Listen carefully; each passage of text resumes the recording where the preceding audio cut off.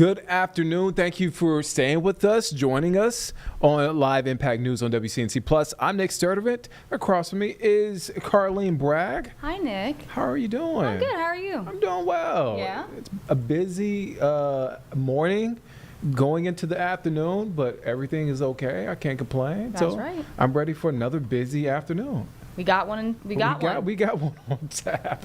I'm over here trying to reset and get everything together. That's just how it is, and that's how it goes here on Live Impact News when you're trying to get things together. Well, let me not waste any time, and let's get to some of our top headlines that we're following this afternoon. One, we're watching for the chance of isolated afternoon storms. We had heavy downpour early this morning. You probably dealt with that on your commute. The sun is out now for a good portion of our area, but be on the lookout. We are tracking isolated storms this afternoon. Brittany Van Voorhees will be here shortly to give us our full forecast. Also, we're keeping an eye out there in Los Angeles County where evacuation warnings have been issued as a fire burns in the Gorman area, which started this morning. Now, it's dubbed the King Fire. Flames continue to grow along the 5 freeway near Smoky Bear Road, prompting the closure of 2 northbound lanes. Again, evacuation warnings are in place there. We are continuing to keep our eye on the developments there in Los Angeles County, there in California. Our next big headline is a new campaign launched by North Carolina State Highway Patrol. It's called Interstate 485 Alive. And look, this is in response to last month's crash that killed 6 people in Mecklenburg County. Now, over the next 90 days, drivers can expect more patrol, safety checks, and enforcement along I-485. WCNC Charlotte's Jesse Pierre joins us live from Huntersville with more on this campaign. Jesse, there was a press conference earlier with troopers. What can you tell us about this campaign?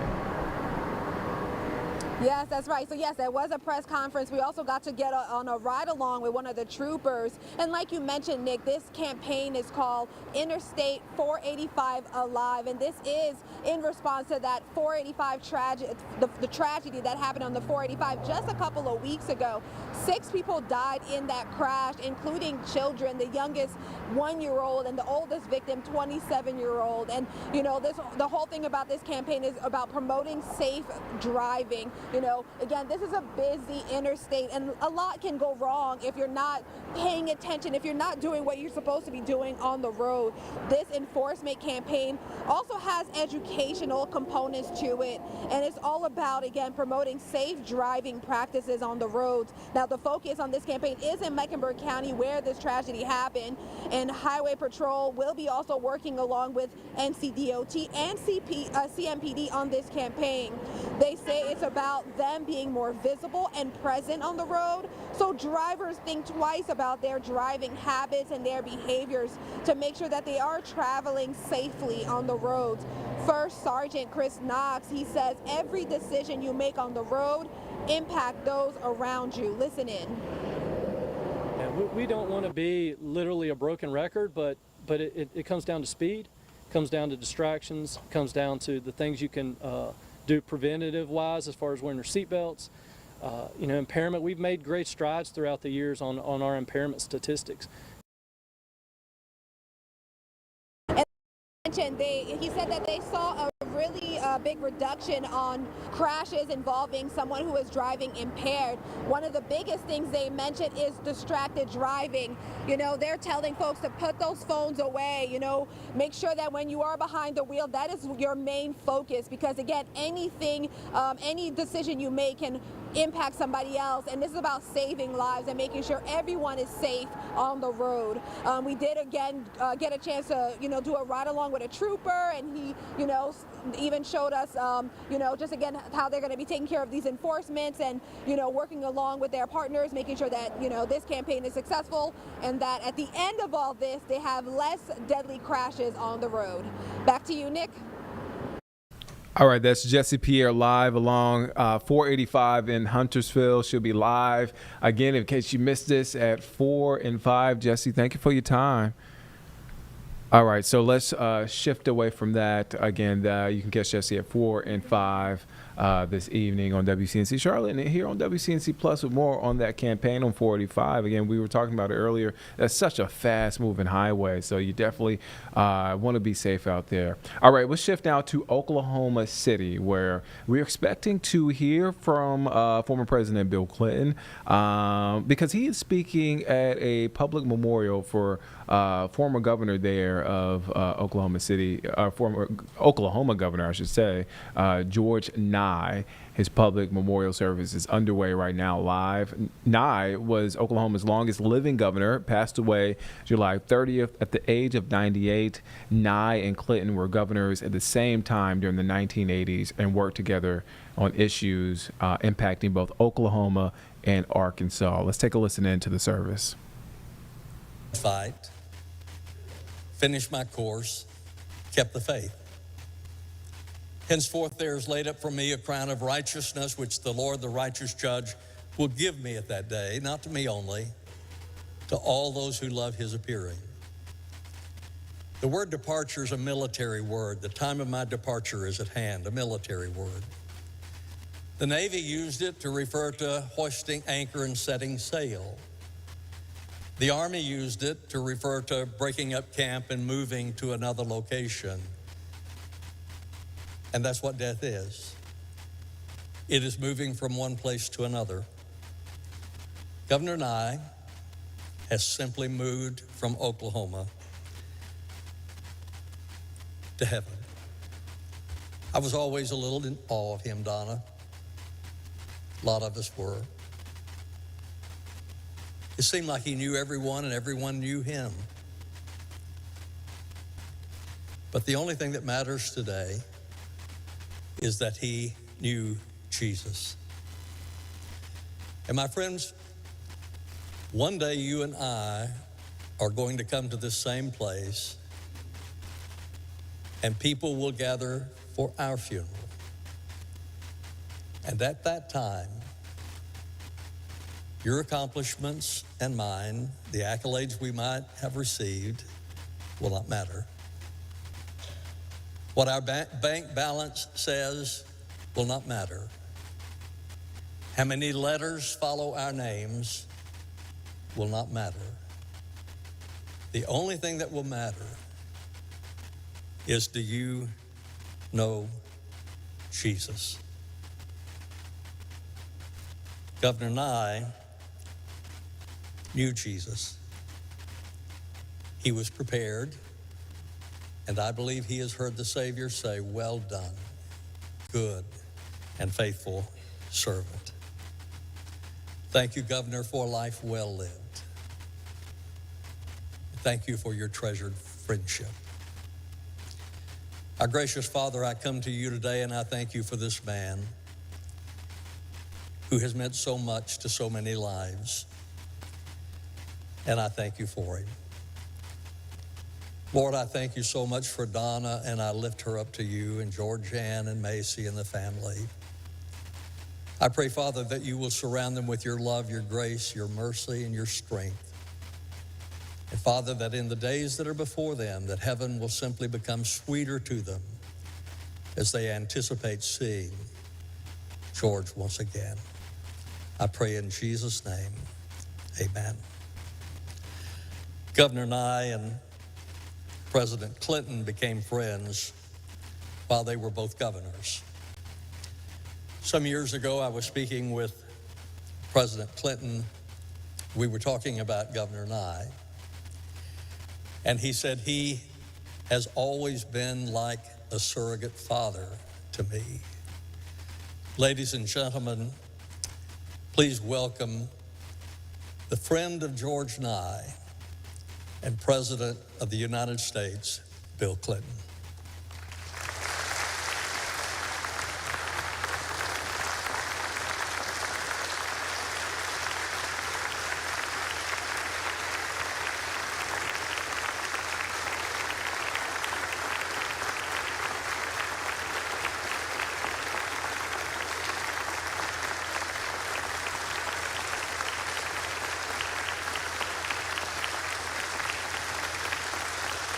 Thank you very much.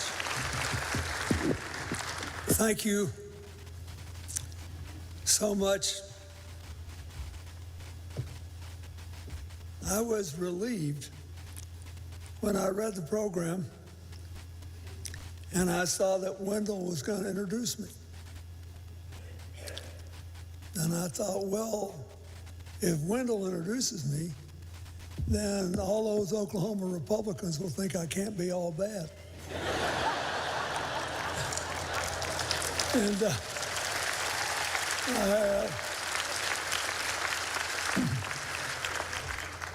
Donna, Georgianne,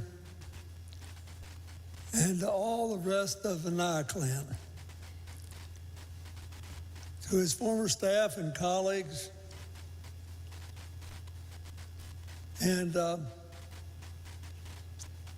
I'd like to say a special word of appreciation to Governor Stitt and all your predecessors who are here, without regard to party.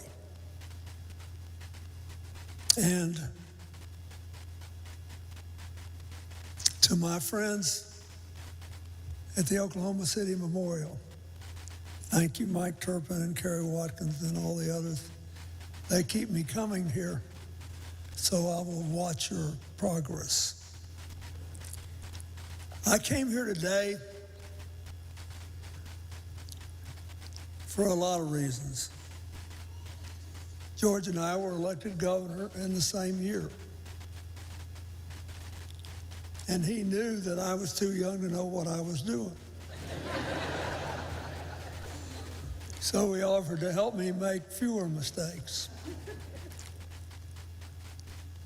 We worked together on the Arkansas River Navigation Project. If you ever have been up and down the river, particularly on a barge, you know that that was an important deal. We worked together on interstate highway improvements. I'm grateful that he supported me when I decided not to run for president in 1988, and then in 1992 when I decided to run. I'm grateful that he went around doing what he could on my behalf. And he inspired confidence, you know, and people really liked him. So he'd go around everywhere saying he was for me, and it's kind of like Wendell's introduction. They thought, well, he couldn't be all bad.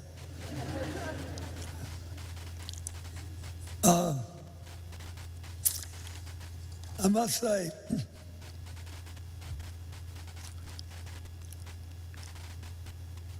politics is a wonderful way to live your life, but it's also a tough way. And it's not like athletics. That is, you have to wait a long time. Maybe you wait for your whole life if you lose before you can play the game again. And when I met George and I,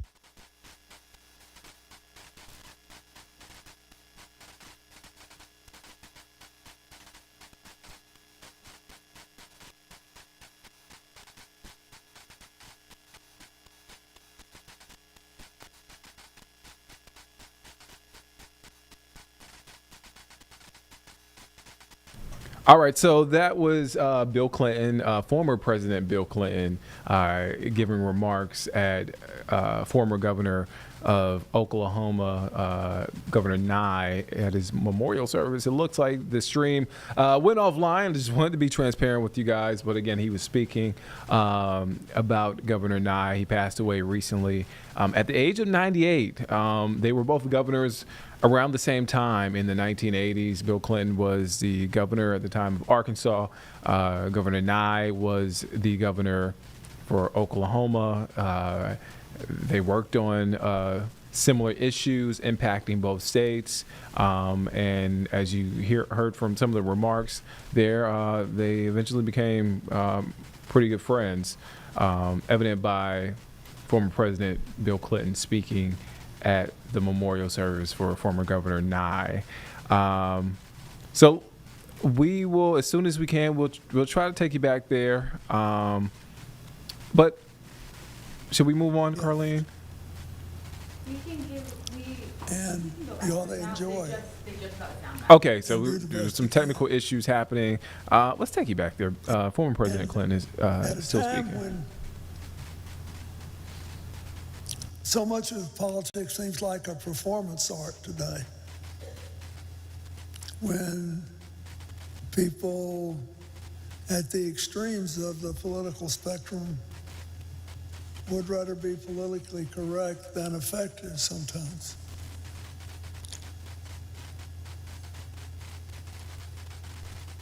I knew a guy who thought he was supposed to improve education at every level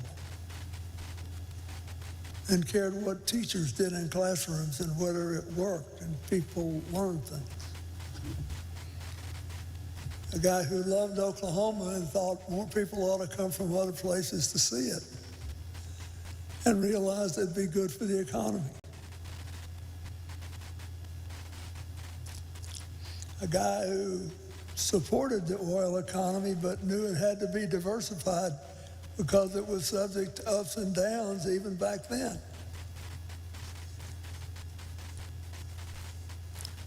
And a guy who appointed more women, minorities to jobs in state government, including 2 women on the Supreme Court, than anybody ever had.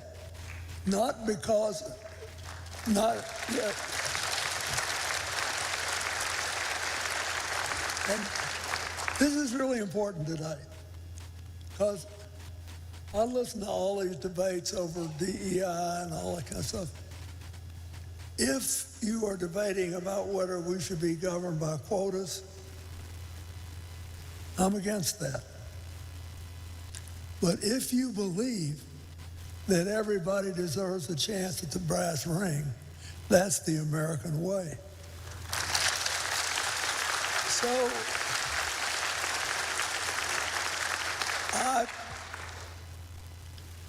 I watched them do some of these things before they were particularly popular.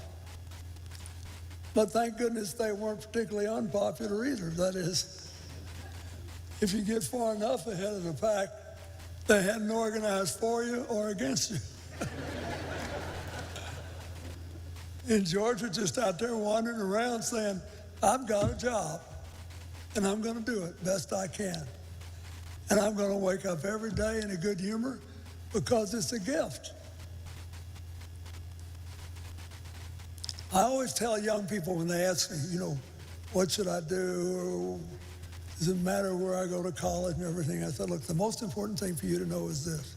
For most of human history, our forebears had utterly no choice over what they did with their waking hours.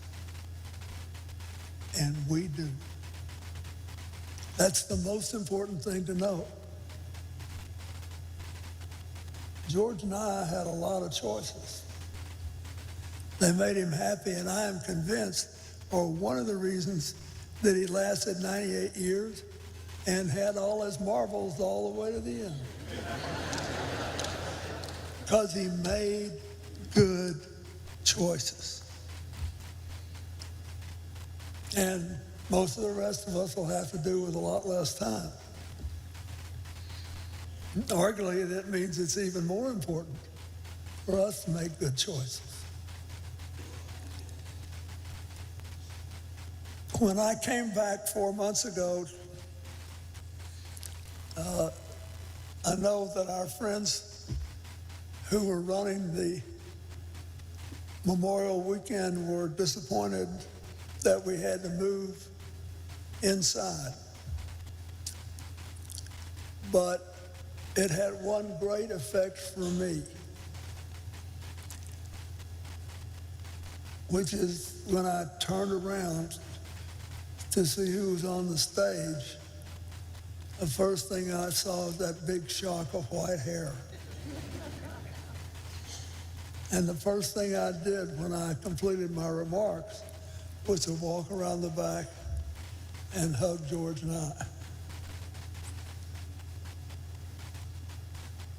I agree with the speaker before me who said we needed to spend more time looking out the windshield and through the rearview mirror. But I also think that we should cherish the memories that make us feel like our better selves. Every day, we all wake up. Inside our heart, there's like a scale. Some days the scales are weighted toward hope. Some days toward fear. Some days toward trust. Some days toward anger. And I try to think about that every day. Let me see if I can't set my scales as good as possible before I open my mouth and say something I might regret. George and I may not have been a perfect person. He certainly worked his heart out, and his job was often harder than you could tell it was by looking at him, because he made a decision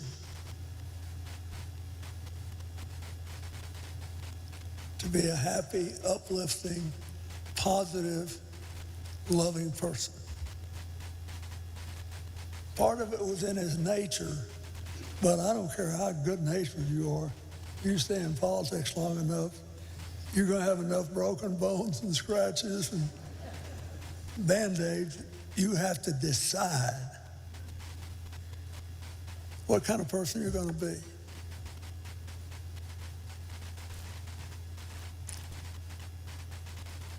I thought it was interesting he took so long to get married, but it only took him a few months once he made up his mind who he wanted to marry. And I thank you for taking him in. And I mean, he needed a place to live and an automobile, and I thank you for giving it to him. You're watching Live Impact News on WCNC Plus. I'm Nick Sertivant. We are approaching the top of the hour, 1 o'clock. There on your screen live is former President Bill Clinton delivering the eulogy for former Governor Nye. Former Governor Nye was the governor of Oklahoma. He and Bill Clinton were friends and worked together during the 1980s as former President Clinton was also the governor at that time for Arkansas. So let's shift away from that. We want to come back home. Let's talk about some weather. We have Majestic in here this morning. I told her my story about, I'll save you the story, Brittany, but I told her my story about hearing the rain, and I had to sort of figure out something else as far as my run this morning. And then the sun popped out as I was coming into work. I didn't have to deal with the rain. It wasn't going to last all day. Sort of you got to trust the process. Sun is out, but are we done with the rain? Like, what's going on here, Brittany? I don't think we're completely done, but it's just like yesterday where we had pretty consistent rain in the morning and then it was sunny and kind of saw some spotty rain late. That will be the same story That's today. not what I wanted to hear. Well, it's not a lot. We were kind of over it. I mean, I think everybody's over We're it. over I think it. the key is, which like Nick, you remember Yeah. earlier this week when we were talking about it on Monday and Tuesday, every single day the rain chances have been less. We saw our most rain on Monday, a little bit less Tuesday, a little bit less Wednesday, a little bit less today. But we're setting up for what's happening this weekend. Oh, let's get to it, Brittany. I was going to say Nick's picks. Nick's Remember, I picks. told you on Sunday night. That You we'd be did. back You in did. Nick's This was picks. just been a long road to I get know. to Nick's picks. How lucky were you we got to hang out 3 days in a row. All right, let's talk about the forecast.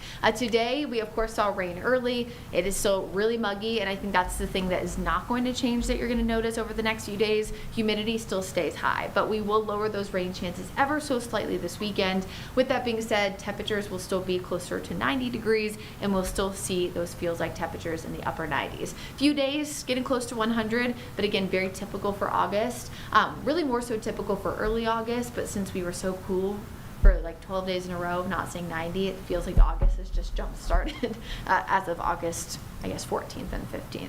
So today, better weather this afternoon with only a few showers and storms, lesser rain Friday, and then this weekend, about a 20% chance on Saturday, temperatures near 90, and a big old goose egg there with 0% on Sunday. So with the rain chances, this is my thought process here. 20% is not a lot, but if you're one of the ones who sees rain in your backyard, then you're not going to be happy about it if you're trying to get out and do some yard work. So if you have things that you have to do outside that you absolutely need to have no rain for, like Carly knows, like that NASCAR race, since they can race in the rain, Sunday. But if you are willing to take that small risk that you could have a pop-up shower, Saturday, just because it's 2 degrees cooler. So really either day, you can take it or leave it.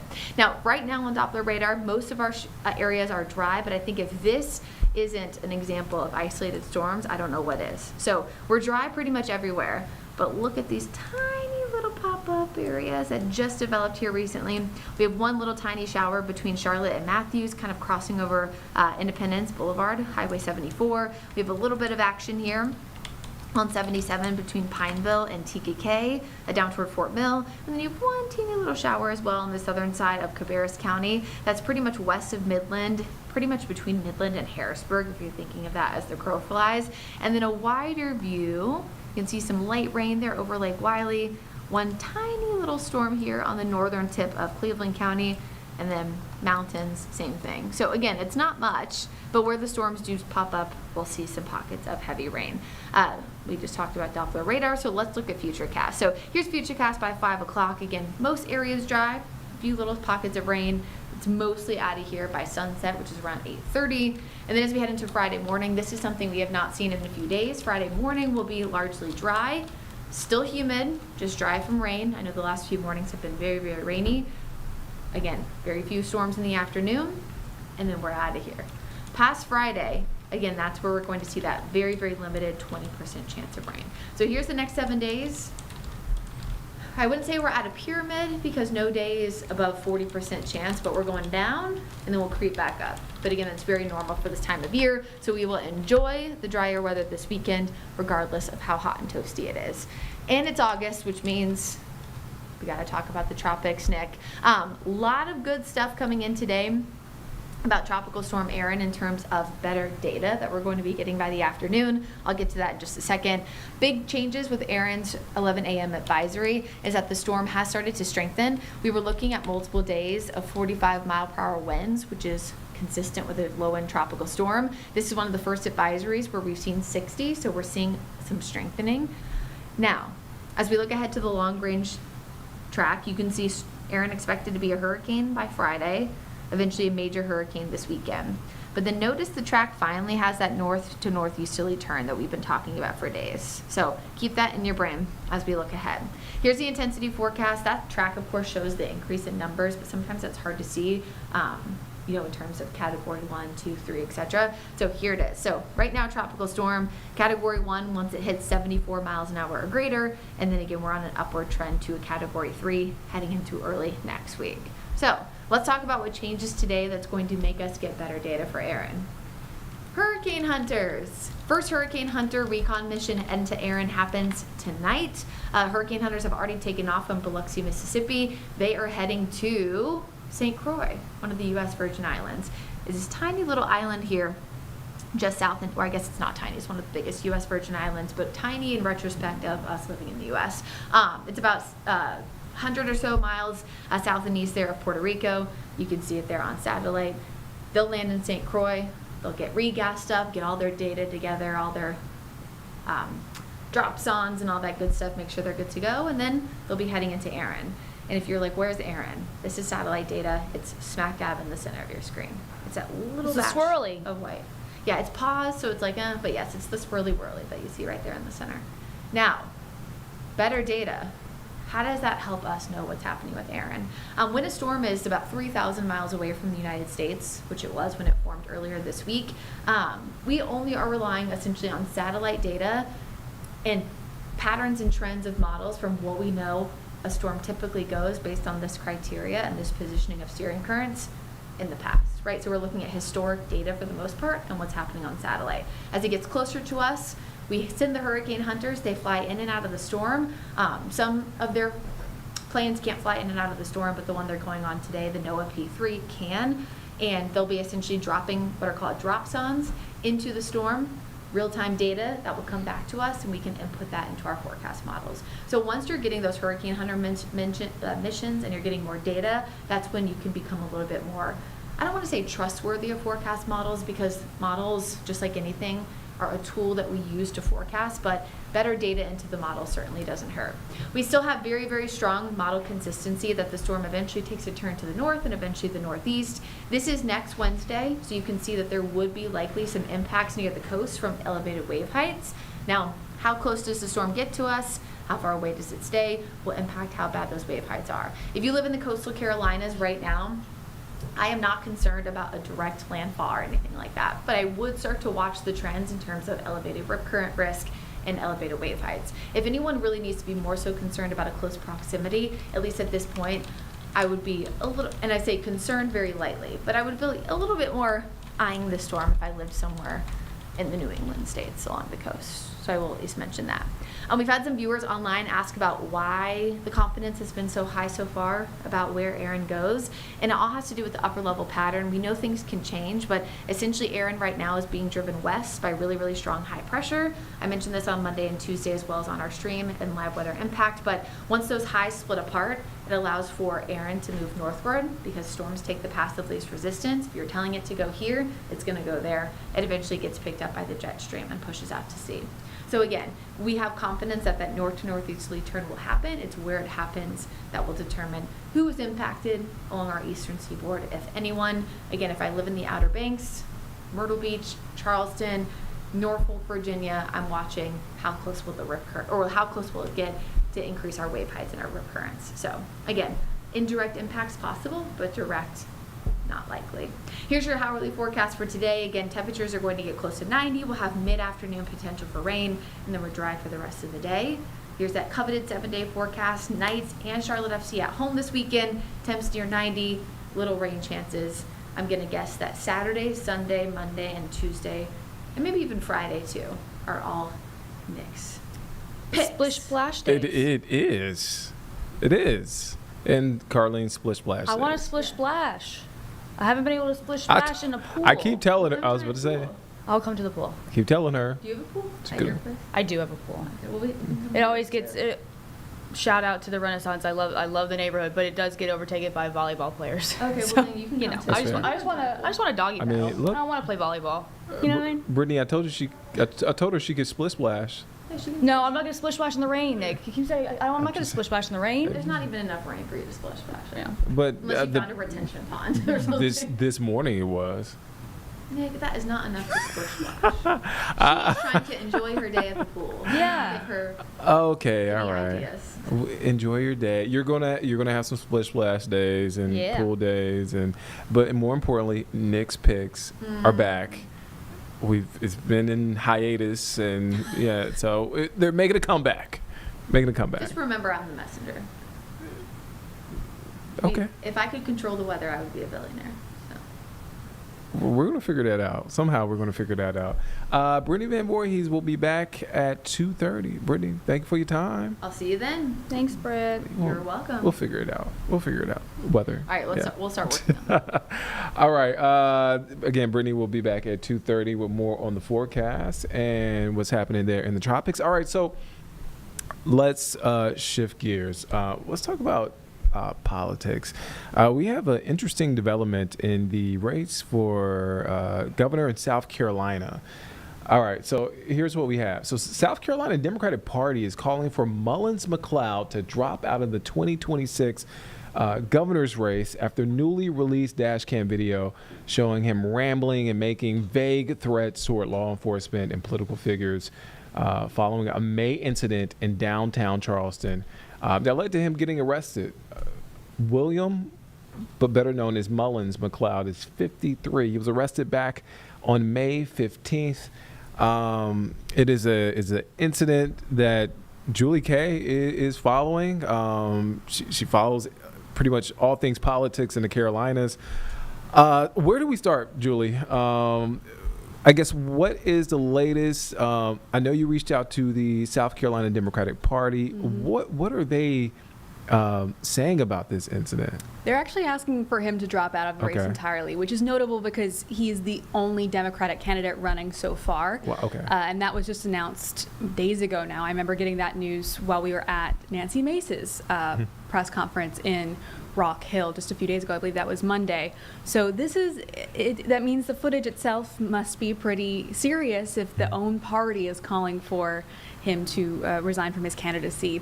And it is. We did get that over an hour-long clip from the police department down in Charleston. I submitted a Freedom of Information Act request this morning. They got back to me very quickly with that footage. And over an hour of McLeod in the back of a cop car. He's not dressed. He's wearing underwear and shoes, and that's it. Oh, Apparently, they were called to this scene after he was just wearing that out in public, yelling, and that continues for the hour that he is in the police car. There's some moments of peace, for most of it is yelling, all sorts of things. This was before, like you mentioned, it was in May, so this is before he announced that he would be running for governor, but he even references that that's something that he's planning to do, and at points threatens people that had at that point said that they were going to run, including Attorney General Alan Wilson and Congresswoman Nancy Mace, both who have since then joined the race for governor. So it's very heated and pretty shocking footage. And apologies if I missed you saying this, but was he intoxicated? Is this a mental health? We don't know. Okay. That's a great question. Yeah. At this point, we have no idea. The Charleston Police Department is not really giving any more information right now other than releasing this footage to the news organizations that have requested it per FOIA requests. So that's going to be interesting. Notable, though, that these charges are still pending under a misdemeanor, so we will probably find that information more so when that gets explored further. But I don't know. From watching the footage, and that is going to be on our website, so if you want to watch it yourself, you can once that goes up. But know that it is difficult to watch, and there's a lot of offensive language. It's not just, he said, "I will kick your expletive teeth out" about Alan Wilson. So they are pretty pointed threats. At times he calls himself, he wouldn't identify himself to the police officers. He calls himself God and Superman instead. So it's a really tough watch, I will say. So the South Carolina Democratic Party, I guess, is faced with, we have to address this head on, which they released that statement to you, but they're calling for him to resign, or not resign, but drop out of the race. Yeah. Thank you. With that, they have to pivot. Are they commenting on that? Nobody else has put their name in the hat. And granted, we are still over a year out, so there's still time. A lot of this information is coming out now. I mean, Nancy Mace only made her race official last week, and we've known about her for a while now that was going to happen. And so there is still time to pull something together for the Democratic Party. Of course, in South Carolina, they have not had a Democratic governor recently, and so that's not this is not super helpful for their mission overall. Even if he does drop out, exit the race, this is not helpful for their political goals in general as Democrats. Is Mullins McLeod saying anything? Is he planning on dropping out? Has he released a statement? Not to my knowledge, no. And this is all still very fresh, but I'd be curious to see what that response is going to be. Even right now, I'm having to be careful. I'm thinking about my words as I'm saying them because I don't want to quote him and use a swear. Because that footage, it is very intense, I'll say. And I will ask, I have to ask it because we know the world of politics can be pretty ugly, right? Are the any Republicans or candidates saying anything, the GOP in South Carolina, are they saying anything about this? Well, the candidates definitely are, that's for sure, especially because two of them were mentioned by name. Alan Wilson, the Attorney General, releasing a statement last night saying that he's willing to give him the benefit of the doubt, McLeod the benefit of the doubt. So trying to give him a little bit of grace there, but everyone seems to be encouraging him to drop out. Nancy Mace's team, I actually just texted with them, and I can pull up that quote from Mace's team. Their communications director says, Mullins McLeod threatened to violently kick a woman's teeth in. Those who promote violence against women should never hold public office. We hope he gets the help he needs. So even those that are calling for him to drop out, a lot of it ends with, we hope he gets some, help. If you watch the footage, that does seem to be the direction. I have Alan Wilson's tweet. Oh, so fantastic. Thank you. And we have it right there on the screen for you, Julie. Yeah, first Democrat to join the governor's race and said he wants to kick my teeth in.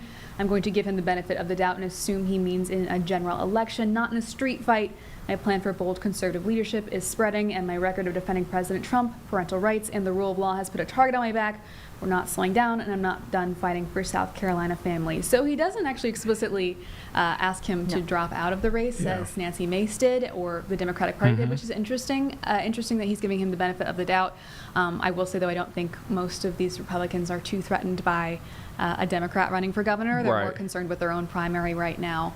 But this does certainly throw a wrench in things. Especially with this video, because you would think it would give them some sort of, I'll just leave it at that. Again, I'm trying to use my words carefully too with this Yes. situation, because we don't know the circumstances around the arrests outside of just this video. And I'm sorry, just yeah. to ask, it happened back in May? Yeah. Correct. Okay. And Yeah. I will say, for those of you who want to watch the video, of course, I think a lot of people want to because it's an interesting situation, even if very sensitive. Be warned that the language that's used is very sensitive. Disturbing. It could be sensitive for some people. He for uses Sure. Yeah. racial slurs Yeah. at points. It's hard. It's a hard watch. Oh, wow. Well, Julie, where can folks, again, I have a million questions as always when it comes to politics with you. I don't want to hold you. I know you got a story to work on. When can folks catch your story this evening? We're going to be on at 4:30 and 6 with all that information we just talked about and some clips from the video. Yeah, you don't want to miss it. And we have some information up on our website and our digital platform right now. Julie, thank you for your time. Thank you. All right. So again, an interesting story there, an interesting development coming out of the governor's race in South Carolina. All right, let's shift gears for a second. Carlene, where do we want to go? What do we want to do? What you thinking? Straw gun? Yes. So the ATF, along with other local agencies, the U.S. Attorney's Office, CMPD, they're cracking down against. Let me make sure I get this information right. I always want to make sure I get the right Yes. information for you guys. And this is, what Live Impact News is all about.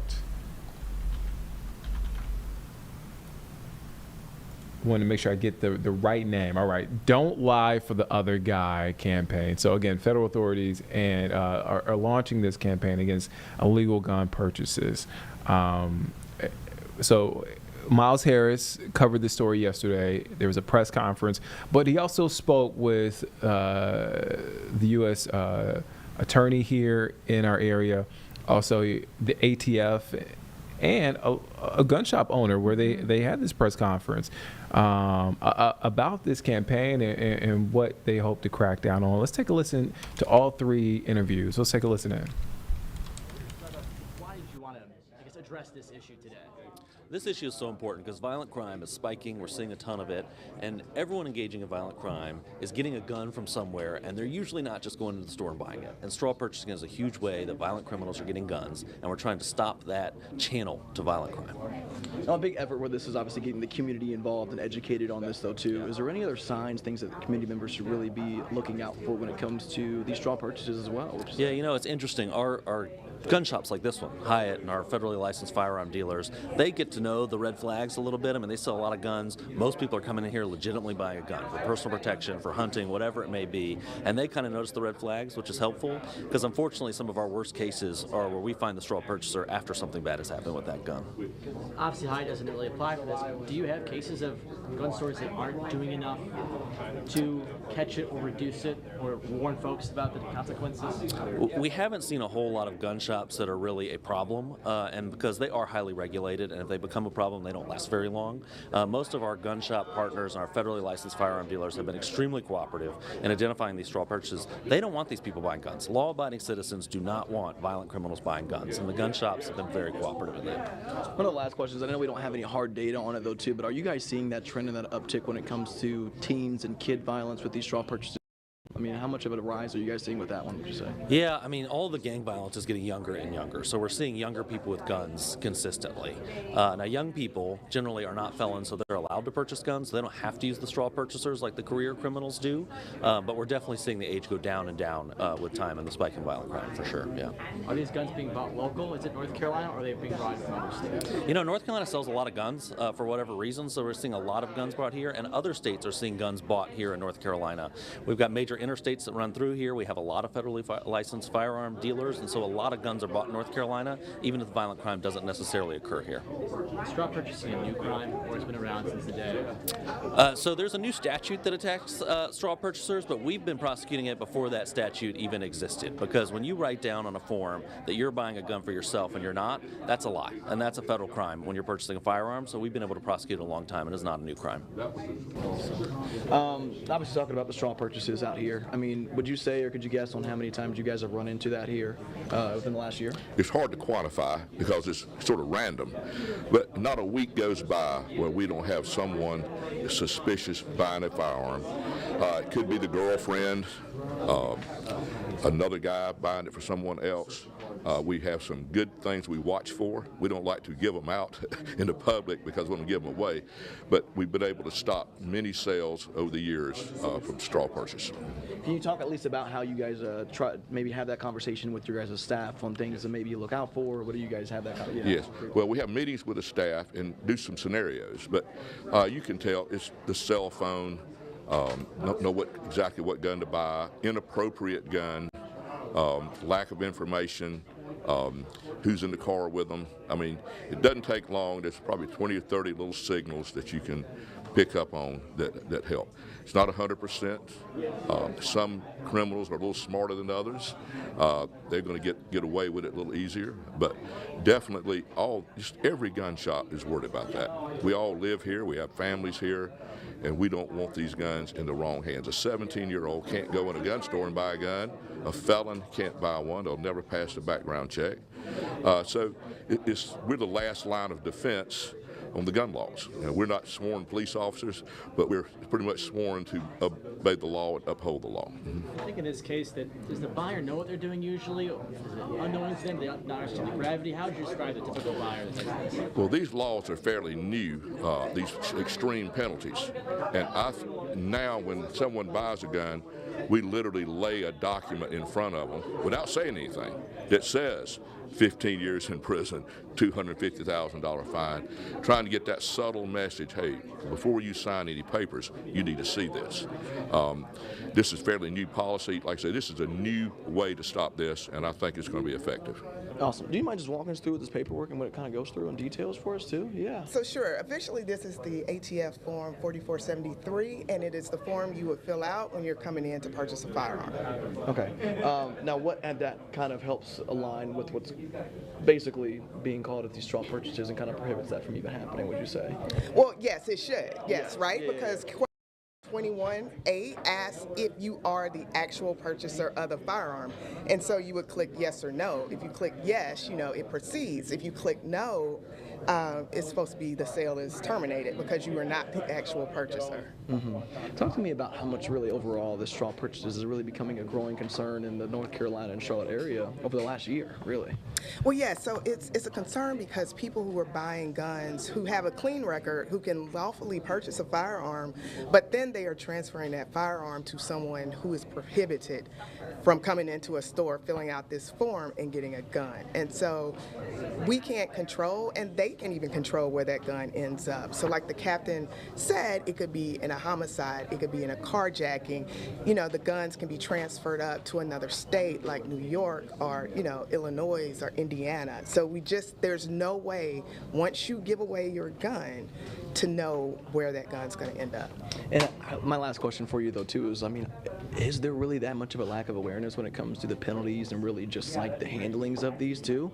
Like you said, I feel like they're reaching into other states now, too, but are there people that are making these purchases that just simply don't know the repercussions? Yeah, I think they probably think it's a victimless crime, which I think we've shown that it's not, and that maybe they don't know, which campaigns like Don't Lie for the Other Guy are trying to drill it into your head. Do not purchase a gun for someone else. And I think the more we raise awareness, the less it'll happen. All right, so that was Miles Harris's full interview there on the illegal gun purchases crackdown from the ATF U.S. Attorney's Office, and you also heard from a gun shop owner there in those interviews. You can catch his story on our website right now. It's available on all of our digital platforms. All right, so we want to shift now. So we had Jesse Pierre on earlier talking about a new safety campaign along 485. And we played a little bit of that press conference this morning, not all of it, but the focus is making the highway safer. It is a fast highway, 485. It is a long stretching highway. Correct me if I'm wrong, Carlene, it pretty much goes into a loop. It's a nice little, it's a nice loop. nice loop around the area. If you look at a map, it's really a loop. Yep. So we got a chance to hear from troopers. And so in case you missed it this morning, again, we played a little bit of the press conference and what troopers are doing there and what local agencies are doing there along 485 in that 90-day campaign. Let's take you there now. This is Trooper Knox speaking there in Huntersville. Let's take a listen in case you missed it from earlier. We've invited you all here because we've just this past week kicked off an initiative that has been called 485 Alive. 485 Alive is in response to the fatal crash that, as all of you know, occurred recently that claimed the lives of 6 people. 485, 85, 77, these major roads through Mecklenburg County are all important to our agency and all in need of enforcement, in need of our presence. But this campaign to focus on this road specifically is just to show that we are in fact out there. We are working with a lot of our partners here in Mecklenburg County, whether that be law enforcement partners or DOT, and that we're really taking an active approach to ensuring fatal crashes like this don't occur in the future. This enforcement campaign also has educational components, and also has components of just being visible, just being a presence out there, because the hope is that it doesn't get to an enforcement level.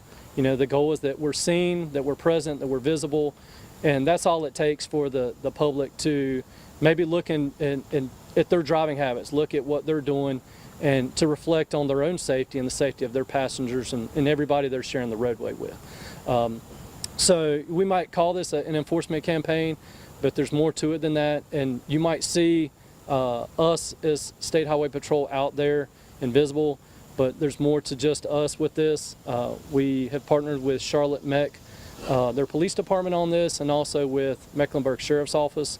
They'll be partnering with us on special enforcement days to do specific targeted areas on 485 to do enforcement. We're partnering with our folks at NCDOT. They will be helping us with messaging throughout this. Maybe the message boards that you'll see along the interstate will have some gentle reminders for drivers to be looking at their speed, looking at their driver behavior to see that they're doing the things they can do to keep themselves safe. And we talk about defensive driving, and we were talking about it beforehand here. That's such a huge component to keeping yourself safe when you're operating a vehicle. And maybe we can remind people of some of the stuff they learned many years ago in driver's ed classes of what it takes to be a safe driver and what it takes to keep themselves and their passengers from being in a collision. And this campaign is really a lot about that. Just a reminder, just showcasing what unfortunately happened with this fatal crash, and ensuring that as law enforcement, we're doing everything we can to ensure it doesn't happen again. Our partner law enforcement agencies being a part of that, but you as drivers being a part of that, taking some accountability and responsibility for our own actions, and looking at what we're doing and what is the benefit of that dangerous behavior, which is minimal, that you save yourself a few seconds, versus the consequences of that driving behavior, which can be you're involved in one of these fatal collisions and you've affected your life for years to come, or potentially someone else you're sharing the roadway with. So with that being said, I'm happy to answer any questions specifically about this program, about what we're doing, and what we hope to gain from it. Yes, ma'am. When we're talking about just overall crashes that you guys are seeing, what would you say are the biggest things that are leading to these crashes in general? And what is the behavior you want folks to stop or, to do or so forth? Yeah, we don't want to be literally a broken record, but it comes down to speed, comes down to distractions, comes down to the things you can do preventative-wise as far as wearing your seatbelts. Impairment, we've made great strides throughout the years on our impairment statistics. Driving while impaired fatal crashes has gone down traditionally over the last decade. I mean, we're making great strides. I think everybody knows when you hear booze it or lose it, they know exactly what that means. And there's a stigma there for somebody who gets caught for driving while impaired. They know there's consequences. They know that there's hefty fines. But are we there yet with issues like distracted driving? Do we have that same stigma related to somebody who causes a fatal crash and they were on their phone? Do we look at that the way, or do we treat it the same way? For the family that's affected, for the life that's lost from a distracted driving fatal crash, the effects are still the same on them. You know, they're feeling it the same way that any other contributing circumstance would have affected their family in a fatal crash. So we're seeing the same things. We know that these fatal crashes are happening because of inattention. We know they're happening because of people's speed and not adhering to the speed limit. We know that the severity of these crashes are only greatened because people aren't wearing seatbelts. You know, these are all the things that we've talked about for years. But when you get in an area like 485, we're taking lots of traffic and squeezing it all together. And coupling with some of these dangerous driving techniques, we know that it just really exacerbates the problem. It really takes the consequences and the ramifications of a bad wreck and just makes them even more, because you have a fatal crash on a 2-lane rural country road, which is where a vast majority of our fatal crashes happen in this state, are on rural roads. And now you put them on an interstate where you're not sharing the road with 1 or 2 people, you're sharing this roadway with a lot of vehicles. Your actions affect not just you and your passengers, but it affects the people you're surrounded around. So like we've seen in that wreck, you know, a side swipe type of crash, you know, that you know, could be a 1-person crash where they went off the road into the median, is a 3-vehicle crash, because 485 is such a well-traveled road and we have a lot of other vehicles. So. Yes, Chris, obviously enforcement's a critical part of this, but how much value do you guys put into those, you know, 5-10 minute interactions when you do pull somebody over, where you do have a chance to chat with them and level with them and maybe share a lesson with them? How much value do you put into just that conversation where you have a chance to give them a lesson? Yeah, well, you know, we talk about our role with the media. Y'all being here today and showcasing, one, highlighting the just severity of this crash that has happened, but also showing that, you know, we've got a responsibility in law enforcement to do our part, and us as community partners with the media, we have a big part. So y'all being here and showcasing what we're doing, maybe this is a gentle reminder that it doesn't even have to come down to a traffic stop. Maybe it's something that parents can now have this conversation with their teen drivers tonight. Maybe it's trucking companies can have this conversation with their drivers because they're hearing about this and they're seeing that we're going to be out there and that we have this campaign going on. So yes, there is that component when we do a traffic stop, but there are also conversations that we hope will happen around the dinner table. We hope that people will talk about this with their classmates. We hope that business. All right, so that was a press conference from earlier that we wanted to play back for you. That is Trooper Knox there with North Carolina Highway Patrol talking about the 485 Alive campaign, just to make 485 safer. This comes a few weeks after a tragic crash there on 485 where 6 people were killed. Expect to see more troopers, but more importantly, expect to be educated on just driving safer there along 485 and other roads. I should point out other roads in our area. All right, so let's shift gears. Let's go to Monroe, where City of Monroe issued yesterday a boil water advisory after E. coli was originally detected in a small section of the West Zone near the Monroe Fire Department Station 4. Now, as of now, as I speak, and we'll check in with Anna King in just a little bit, that's lifted for some customers while testing continues for other customers. I mentioned Anna King. Let's get out to Anna King. She's live in Monroe. All right, Anna, so what can you tell us about this? I do want to ask, how is this impacting businesses?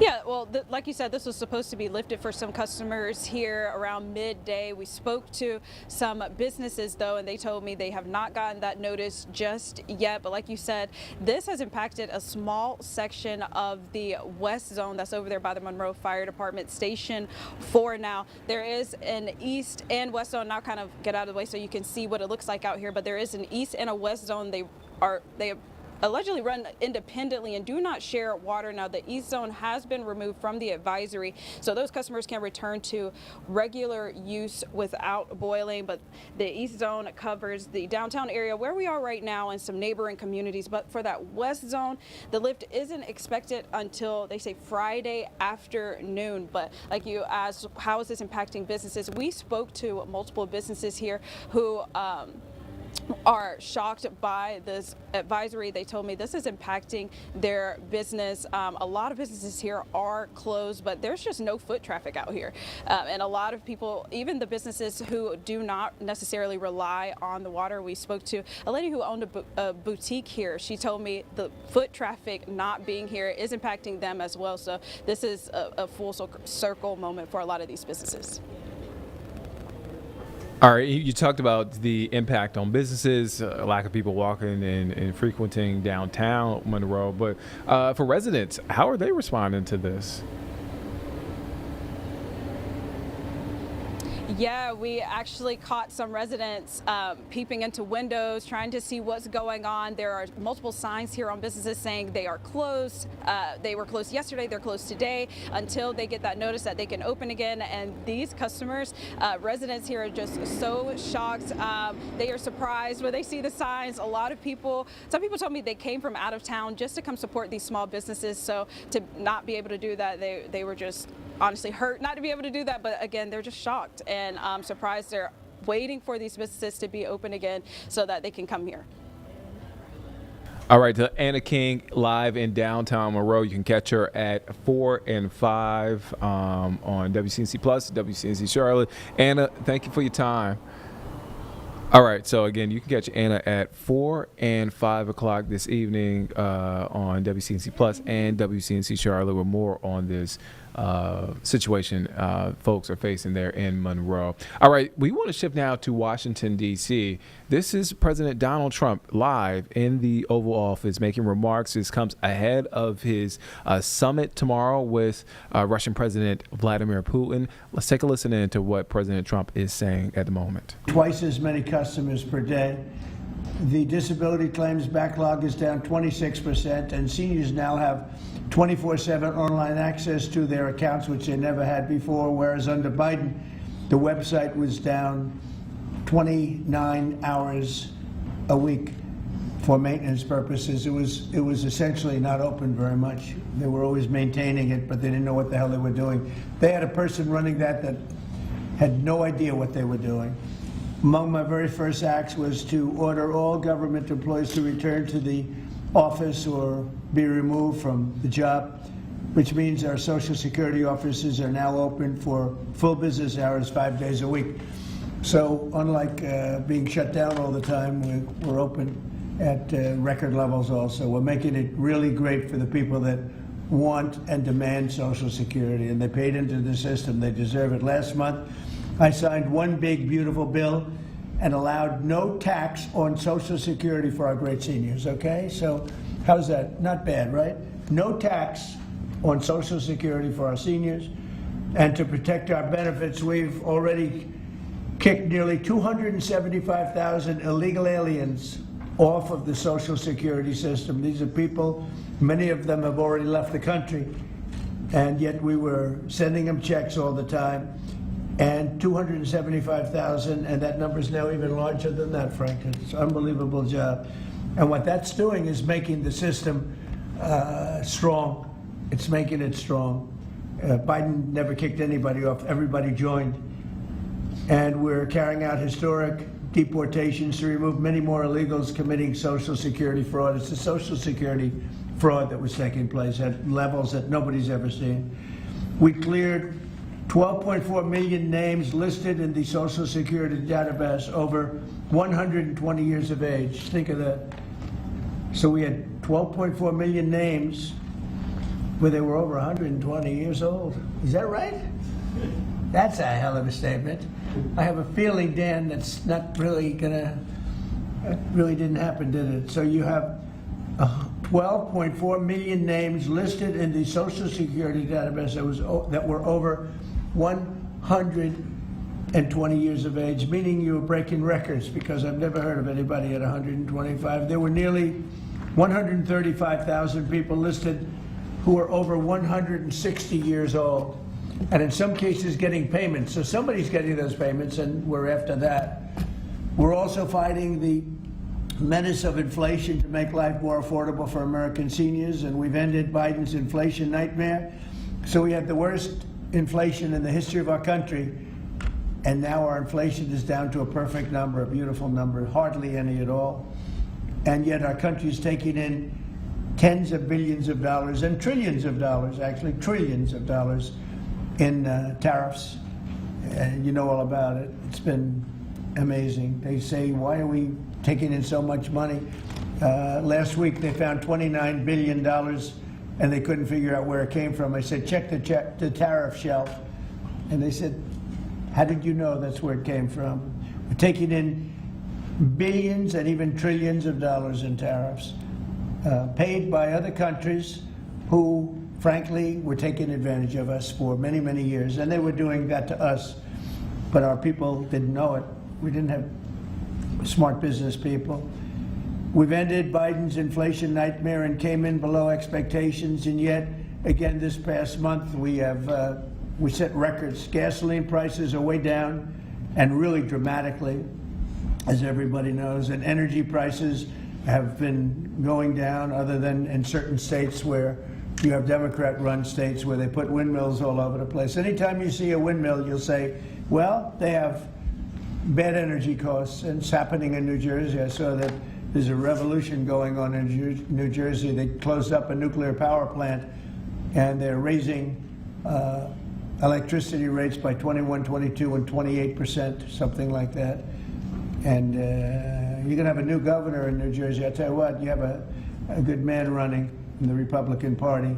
He'll get him down. But what they've done is they've killed so many good sources of energy for very expensive windmills and lots of other things that don't work. 401ks and retirement accounts are soaring, and the stock market is setting record highs. Almost every day we're going record highs, and yet we're taking in hundreds of billions of dollars in tariffs. So it's turned out that Trump was right and they were wrong. A few smart people knew what was going to happen. A few of us were right. So we're going to keep the fighting going. We're going to make America's seniors every single day. We're going to fight for them. We're going to make them richer, better, stronger in so many different ways. But Social Security is like pretty much the one that we think about, and we love it, and we love what's happening with it. And it's going to be good for 90 years and beyond.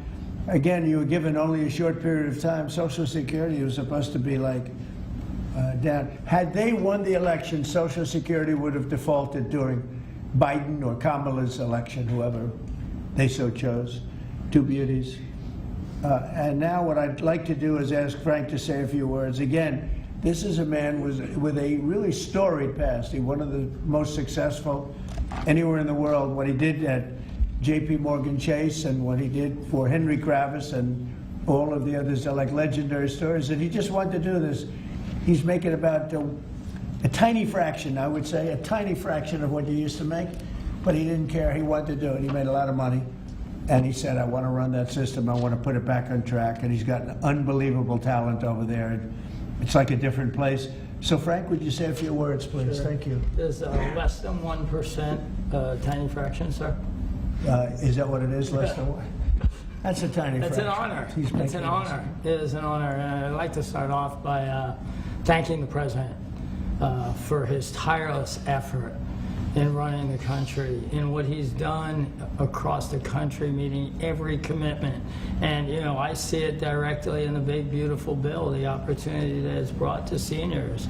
But his effort on every commitment, delivering against it, and delivering on world peace tirelessly. I'd like to also thank him for my opportunity. You know, he's teasing me, I'm teasing him about the economics of the job. But the reality is to serve 300 million Americans, which is what Social Security serves, is a tremendous honor. And him putting that faith in me and building what I believe, and I think I have a right to say it, is the best leadership team ever assembled in the White House and in the cabinet. So that's my great honor. So I come here and get the opportunity to serve the American public in a manner that I never imagined in my life. And what we found was the opportunity to fix a foundation. The reality is, people talk about 72 beneficiaries. I talk about over 300 million Americans with a Social Security number that we must protect through the system. And when you look at what we talk about in eliminating Social Security numbers that were live in the system, they could carry fraud through the whole system. So the first thing was root out fraud, waste, and abuse. But while doing it, the best way to be more efficient is provide more accurate payments and better service. And you heard the numbers. I think the most staggering number is that we had a website that was down 29 hours. This will be a digital-first agency, and we are building my SSA accounts. That's the digital account. And we have a bold goal of 200 million Americans to have a digital SSA account by the end of next year. It will happen. Just like we had a bold goal of single-digit wait time on the calls when they were at 40 minutes. And we did that. This is my 100th day. We did that within 90 days, right? Get the web up and running, bring technology to our field offices, use digital presence to answer, and serve the American public. That's the job. When we do all that, then we'll really know the answer to if we have a hole, right? I was presented in my second week on the job with $18 billion in errors by the Inspector General. It was public. In less than a month, we solved 9 billion of it. So that's the type of swift action we can take, right? You see the things like the big, beautiful bill for the seniors. You see better digital services. You see field office wait times down. If you make an appointment to have a field office visit, it now happens in 6 minutes. Unprecedented. We are serving more people and delivering more than was ever delivered before in a manner with the highest possible quality, and we've just begun. You should expect this to be a great digital-first agency. My commitment to make this happen is as deep as the President's commitment to make the world a great place. And you see the fabulous job happening here across America and what he's doing in the world. You should expect Social Security, just like the President. I thank him for making America great again. It's happening. Social Security will be great again. You have my commitment. Thank you, Mr. President. Thank you very much. I'm going to sign the new proclamation, please. Sir, this is a proclamation both commemorating the 90th anniversary of the Social Security Act, the signing of the Social Security Act, and also the incredible accomplishments of your administration fixing and promoting and safeguarding Social Security. And it also obviously mentions the fact that as part of the One Big Beautiful Bill, a vast majority of our senior citizens are no longer paying taxes on their Social Security benefits, as you promised in your campaign and as you delivered for the American people. That's a big factor, isn't it? Huh? Yes, sir. That's great. I think they're very happy about it, too. They're very happy about a lot of things. Good job, Frank. Thank you, sir. And Frank has brought with him some of the most talented people in business, and they were making a lot of money, but they made a lot of money. They had money they didn't have to make anymore, and they just want to do this. They want to have our country become strong and good, and that's what's happening. And we're doing that in a lot of locations, a lot of areas. You deal with some of the people that are commissioners, that are secretaries of state, of secretaries of treasury and of commerce, people that were really, really successful people, and they gave all that up to make a very small amount of money. They don't even consider it a fraction. You say 1%, less than 1%. That's pretty good. That's a big pay cut. But Frank is one of the most outstanding of all. His career has been incredible, and you just have to look at what happened at J.P. Morgan Chase and look at what happened with First Data. First Data was the biggest company of its kind in the world, but it was not going to make it. He went in, and it became a tremendous success, and merged into another company, and he became the head of that company. Then he said, let me go save Social Security. Because as big as that stuff is, it's small potatoes compared in terms of numbers, right? In terms of numbers, these are big numbers. Government numbers are big numbers. So I want to thank everybody for being here, but I'm really proud of you, Frank. And here's your proclamation, and let's take a look at what that looks like. Signed by the human hand. For a change. That's good, right? Do you have any questions for Frank? How about questions for Frank? For Frank? Mr. President? Yes, on Social Security. Please. First and foremost, this was a major campaign promise that you had. 2023, it was one of the first Agenda 47s that you put out. It was titled, "We Must Protect Medicare and Social Security." Why was this important for both of you to get it done, and given the fact that it'll impact millions of lives? Well, it was very important to me because I knew how Social Security, I've been hearing about it for years, long before I came to office, that it was really going to die very shortly, and I had to put somebody outstanding in. And we were talking. I was talking to him on a business sense once, and I said, "This guy's amazing." And he said, "I'd love to help you with Social Security because it's sort of what he does. You know, he takes troubled entities and turns them around." And he did some of the biggest messes in the world, and Social Security in a certain way, I guess, you reported it all the time. In 4 or 5 years, it's going to go bust, but not anymore, it's not. And he's got it turned around so well. The proclamation helps. All of the things we've done help. And he's finding such tremendous fraud where we have illegal aliens. We have people that don't even exist on Social Security now. They don't exist. And what it does, it makes it totally secure and powerful for the people that are on it and need it.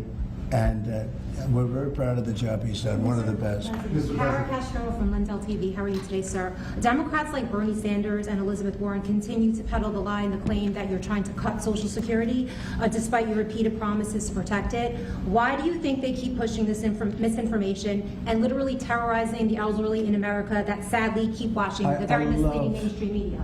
I love your question. I should have called you almost first, but I love his questions also, always.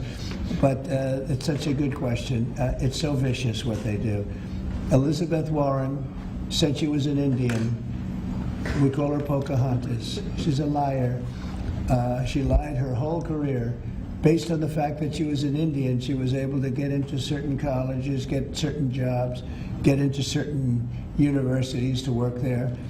She's a liar and a mean person. She's a nut job. I watched her the other night. She's all hopped up endorsing a communist in New York City. And she was all excited and jumping up and down. She's got to take a drug test. She really does. She's got to take a drug test. There's no way somebody can act that way and be normal. What she's done to our financial institutions, she destroys people. Do you know that you had a lot of great banks in the Midwest and banks that loaned to farmers and others, and they went out of business? She put them out of business. Stone cold mean.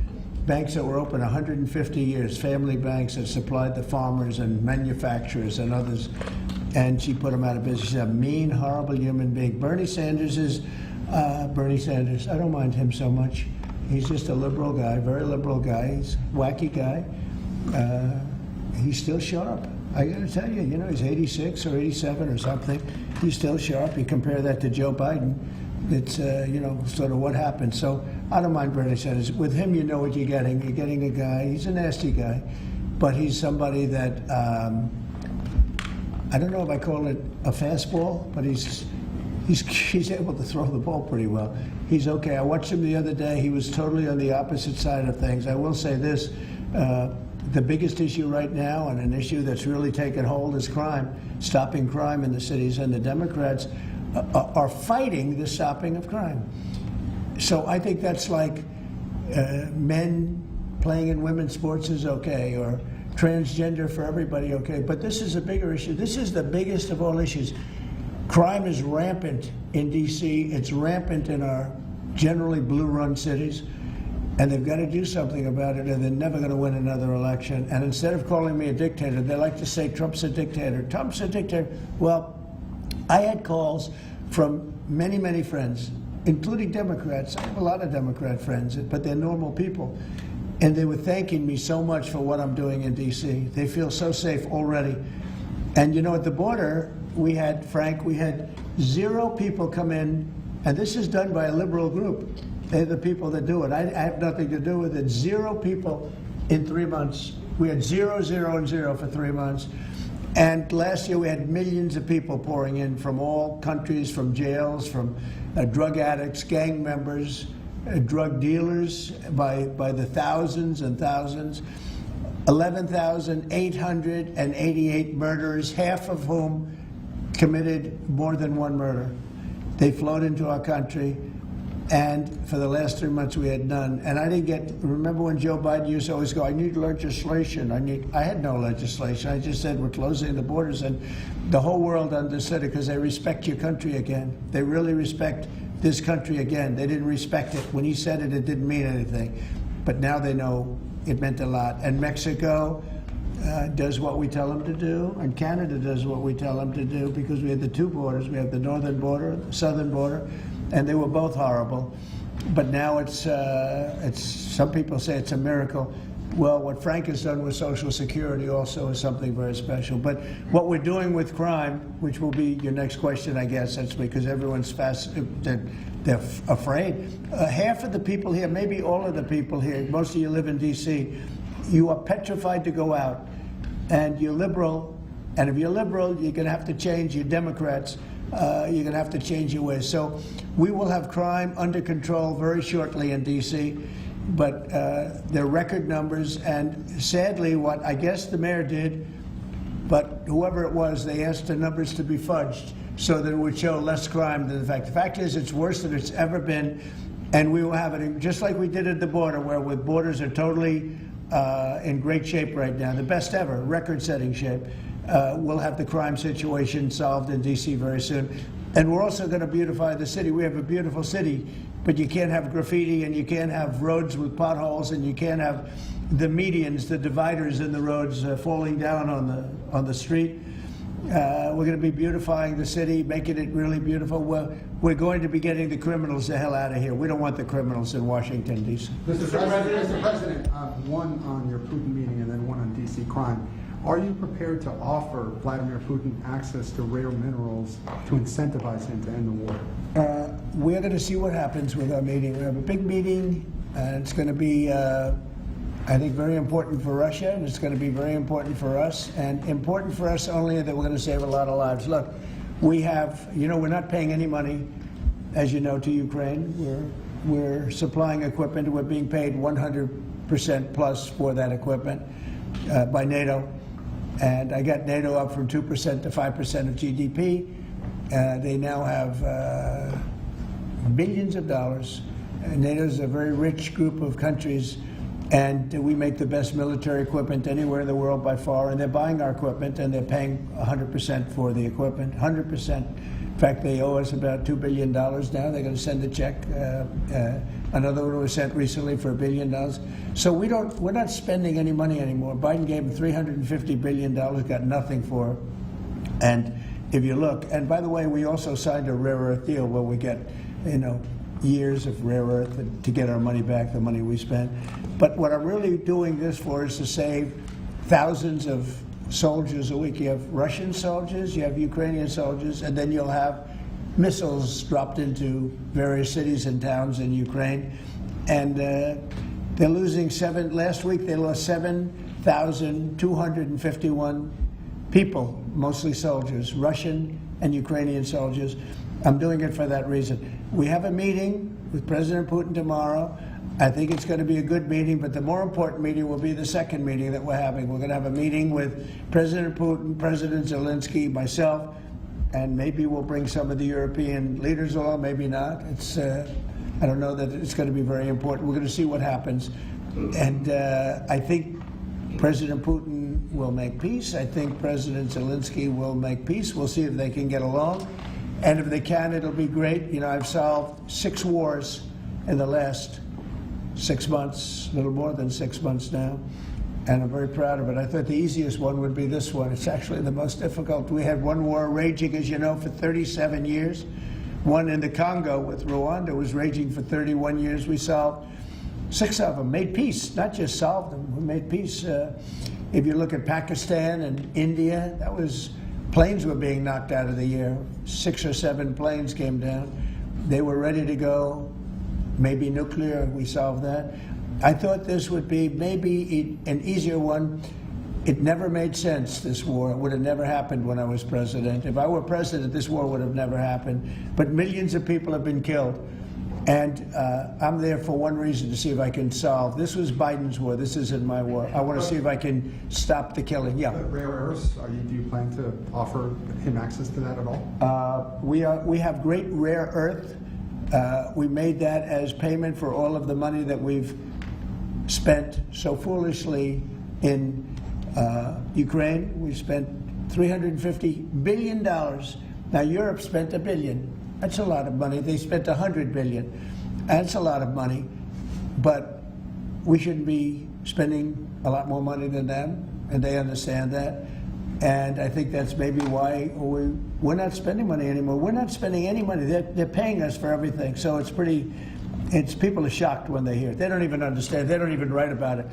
But we're not spending money, but we are spending a lot of time trying to get the war solved. If we can get the war solved, we'll be very happy. As far as rare earth, that's very unimportant relative. I'm trying to save lives. On DC crime, sir. On DC crime, do you have a message for the Democrat lawmakers like Nancy Pelosi or media who are saying, after living here for many years, that there is no crime and you're trying to start a new news cycle? It's another reason why the Democrats lost the election in a landslide.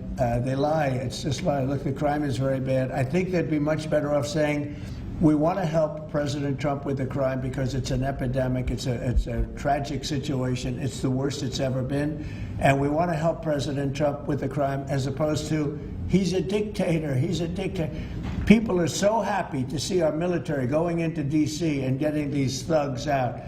As you know, we arrested a lot of people yesterday. We arrested a lot of people today. We're getting people that have arrest records that you wouldn't believe. 28 arrests, 15 arrests, brutal, brutal people. And we're going to have to do something about this cashless bail, because people shoot somebody, they kill somebody, and they're out on the street in less than an hour. Now, that's when it's all started, in New York, in Chicago, Los Angeles. You take a look. If we didn't go to Los Angeles to help this incompetent governor and a mayor that doesn't know what the hell she's doing, if we didn't go to Los Angeles, you wouldn't have a big part of it burned down. The other part of it would have burned down, too.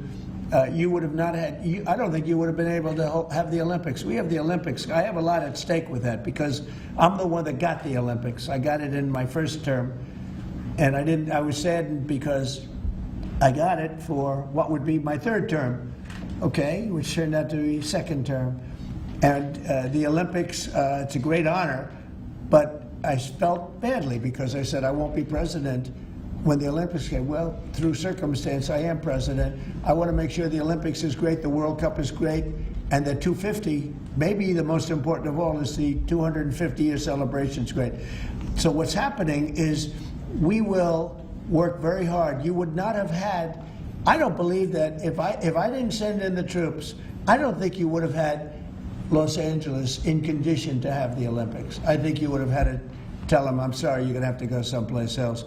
And if you look at the police commissioner or the sheriff, he said, we really needed them. Thank God they were here. We really needed them. That was the first 2 or 3 days. After we solved their problems, then he said, well, I think we could have maybe done it. No, he was told what to say. He said, you go back to your files and see what he said. He said, thank goodness they came. If I didn't go and put our military there, or National Guard in that case, and we'll go military if we have to, but the National Guard went there. They were very effective. If we didn't do that, I don't think you would have had the Olympics in Los Angeles. The place would have been just like the 25,000 houses that burned down, where, by the way, the governor ought to focus on getting their permits. You know, the federal permits are given. Those are the hard ones, and they were given a long time ago. People can't rebuild their house because they can't get permits from the state and the city, and they ought to focus on that because it's very upsetting. I went there right after the fires. I walked the streets and I met a lot of great people that want to rebuild their homes. We took care of it from the federal standpoint, but they're not taking care of it from the city side, the mayor and the governor. They're not getting their permits. They can't build their houses. Mr. President, on DC crime. Go ahead, please. Mr. President, thank you. Do you think this summit and the incentives for peace you were putting on the table could end up rewarding Putin for his invasion of Ukraine? And what kind of signal do you think that could potentially send to other aggressors? No, I don't think it's a reward. I think that what we have is a situation that should never have started, should have never started. It didn't start under me, and for 4 years it wasn't even discussed. And I could see it was going to happen after I left. I could see what was happening. Everything that we did was wrong. Everything that was done was wrong. Everybody's to blame. Putin's to blame. They're all to blame. This is a war that would have never happened. Mr. President, on DC crime. The other question on LA, Mr. President, earlier today, the Washington, D.C. police chief issued an executive order allowing metropolitan police officers conducting traffic stops to notify federal immigration and customs enforcement about undocumented immigrants that they encounter. Yet the city has a long-standing pro-immigration policy, including allowing non-citizens to vote in local elections, which is ridiculous, and limiting cooperation with federal immigration agencies. Right. Did your administration pressure the D.C. police chief to review and repeal these policies, and will you require other cities to roll back similar policies to avoid possible federal takeover of local law enforcement? So what you're saying is that it was a very positive thing. When they stop people, they find they're illegal, they report them, they give them to us, etc. That's a very positive thing. I have heard that. It just happened. That's a great step. That's a great step if they're doing that. Yeah, I think that's going to happen all over the country. We want to stop crime. I think if the Democrats aren't strong on this issue, they won't be able to do it. I think this is a bigger issue than all of the other ridiculous things that they, like open borders. Well, open borders is bad. Open borders has caused a lot of this problem, allowing millions and millions. I think 24 million people were allowed to come into our country. Many of these people from prisons, from jails, from mental institutions. This was the Biden policy. And I don't believe it was him. He was never there before. It was the people that encircled this very beautiful desk, the Resolute desk. Radical left lunatics who were smart, but radical left.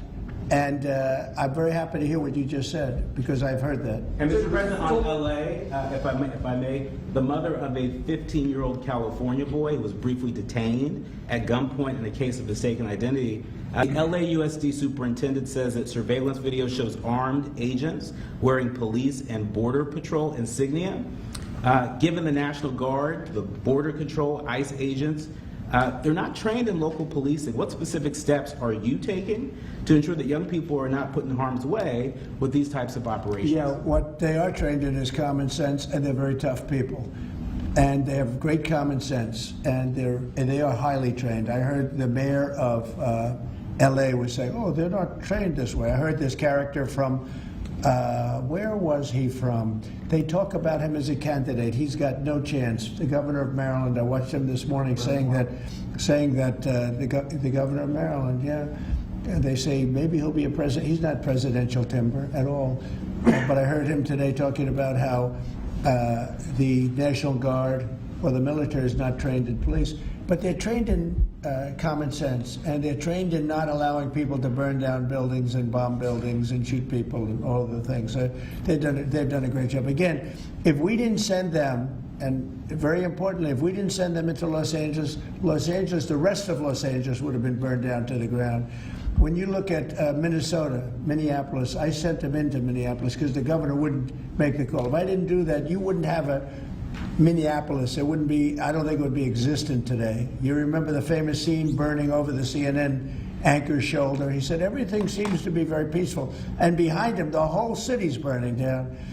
So you had the whack job governor who ran for vice president and made a fool out of himself.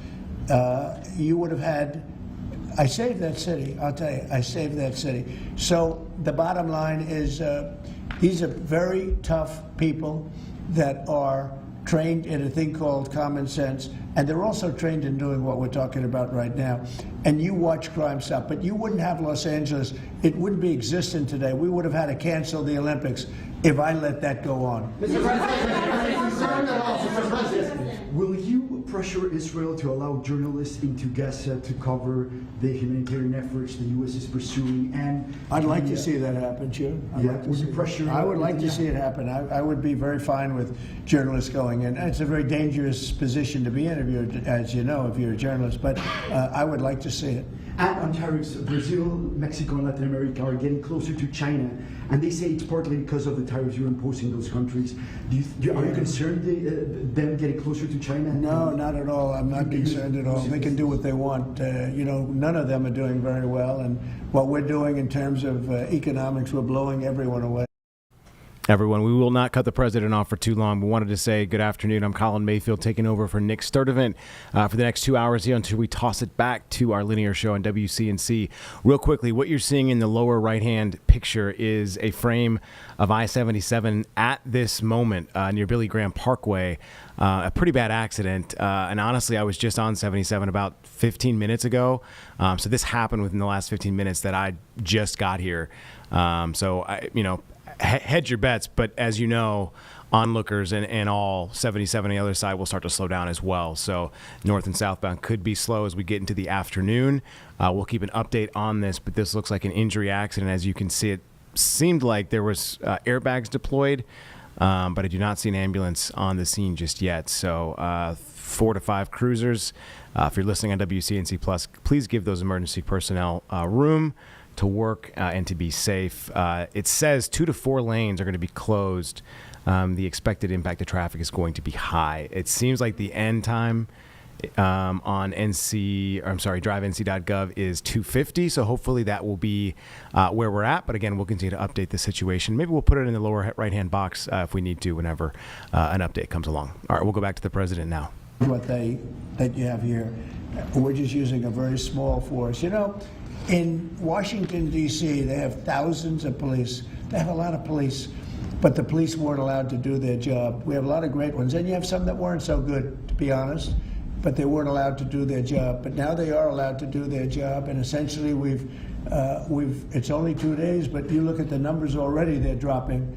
And no, they're not being pulled off for anything. Mr. President, as you know, there were some very concerning reports about crime statistics. Police are manipulating crime data to downplay crime in D.C. Will the administration release its own crime statistics to counter their misinformation? And will those individuals who are intentionally misrepresenting crime data and fudging the books, like you said, be penalized for endangering the public? They are under investigation right now. They are giving us phony crime stats, just like they gave other stats in the financial world, but they're phony crime stats. And Washington, D.C. is at its worst point, and it will soon be at its best point. You're going to have a very safe, you're going to have a crime-free city. I mean, I say that. You're going to have virtually a crime-free city. And these are strong men, but the criminals are strong men and women, but they're strong men. And these are people that don't play games. We're not playing games. These are criminals we're dealing with. And they treated people. They took one of the people that worked for us the other day. You saw the beating, the pounding, 10 against 1. And they pounded the hell out of him. He's lucky to be alive. He's barely, almost killed. And we're not going to have that happening, please. Tulsi Gabbard declassified more documents last night related to the Russiagate hoax. She's doing a great job, by the way. That was another fake story. I'm very happy with the job she's doing. That's right. They declassified some terrible documents talking about Democrats and what they did. Radical left lunatics. It showed that then DNI James Clapper sent out emails to IC officials saying that it would be a team sport to push then the debunked 2017 ICA report and that it might need them to compromise on their normal modalities. What's your reaction to the latest declassification? And in your view, sir, what does real accountability look like for the players involved? It's incredible what we're finding. Absolute proof of guilt. And we'll see what happens. But Clapper and Comey and that whole group of criminals, they're criminals. And they made it very tough. They did the fake Russia witch hunt that lasted for 2 years. And I got totally exonerated. There was no doubt about it. They should have done it in 1 day, not 2 years. But it was a whole scheme to try and demean Trump so that I couldn't win an election. And that is a criminal group of people. They're sick people, and they're criminals, and they should be taken care of. Mr. President. Does Putin have a strong hand tomorrow? Well, he came to our country, and I heard CNN fake news talking about that was a big win for him. Normally, you would say the opposite, but they said, oh, it's a big win that he came here. Normally, we would say the opposite, he came here. I think that President Putin would like to see a deal. I think if I weren't president, he would take over all of Ukraine. It's a war that should have never happened. If I weren't president, in my opinion, he would much rather take over all of Ukraine. But I am president, and he's not going to mess around with me. Mr. President, on Russia, Mr. President, would you support or agree to reducing NATO troops in Europe, in countries like Poland, in order to get Russia to agree to a peace deal? That hasn't been put before me, and I'll think about that for later, but it has not been put before me. Go ahead. Is anything less than an unconditional and immediate ceasefire a victory for the U.S.? Tomorrow? Yes. Well, tomorrow we'll see. I say, I don't know where that comes from. It's sort of not a good question. I would say that tomorrow, all I want to do is set the table for the next meeting, which should happen shortly. I'd like to see it happen very quickly, very shortly after this meeting. I'd like to see it actually happen maybe in Alaska, where we just stay because it's so much easier. But I think that it's going to be very interesting. We're going to find out where everybody stands, and I'll know within the first 2 minutes, 3 minutes, 4 minutes, or 5 minutes, like we tend to find out whether or not we're going to have a good meeting or a bad meeting. And if it's a bad meeting, it'll end very quickly. And if it's a good meeting, we're going to end up getting peace in the pretty near future. Okay? How about one more? Thank you, Mr. President. On the Smithsonian, I know that your administration is seeking to weed out a lot of this left-wing spin that's in the museums, but we're seeing from people like Brian Stelter or other commentators that they're insinuating that you are trying to change history according to your narrative. What's your response to that, and is there anything you particularly like to do? Well, we want the museums to treat our country fairly. We want the museums to talk about the history of our country in a fair manner, not in a woke manner or in a racist manner, which is what many of them, not all of them, but many of them are doing. Our museums have an obligation to represent what happened in our country over the years, good and bad, but what happened over the years in an accurate way. Thank you very much, everybody. Thank you, press. Thank you, press. Thank you. Thanks, guys. Cut it out right here. Thank you, press. Thanks, guys. Cut out right this way. Right this way. Thanks, guys. Keep coming. You see the video of the sandwich thrown at the officer? Thanks, guys. Thank you, press. Thank you very much. Thanks, guys. Thank you, press. Go. Thank you, press. Thank you. Thank you. Keep coming. Here, I'll let you go right here. Go. Okay. Thank you. Thank you, fellas. Hope you made it look good today, fellas. Sir, can I have you look right over here? Yeah. Thanks, guys. Keep going. Keep going. Thank you. Thank you.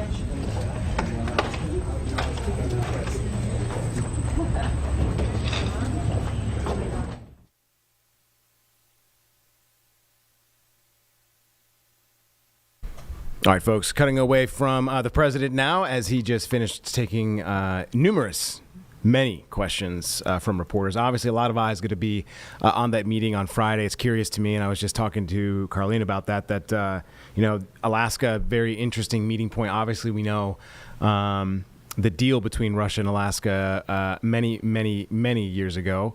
But yeah, I think it's going to be something that a lot of Americans are going to be watching with anxious eyes on. So we will definitely be covering it here on WCNC Plus for you, which reminds me, tell your family and friends. If you're listening to us, I probably don't have to tell you to download, but tell folks that maybe don't know about us and don't necessarily watch the linear shows that we have at 4, 5, and 6 or other times during the day.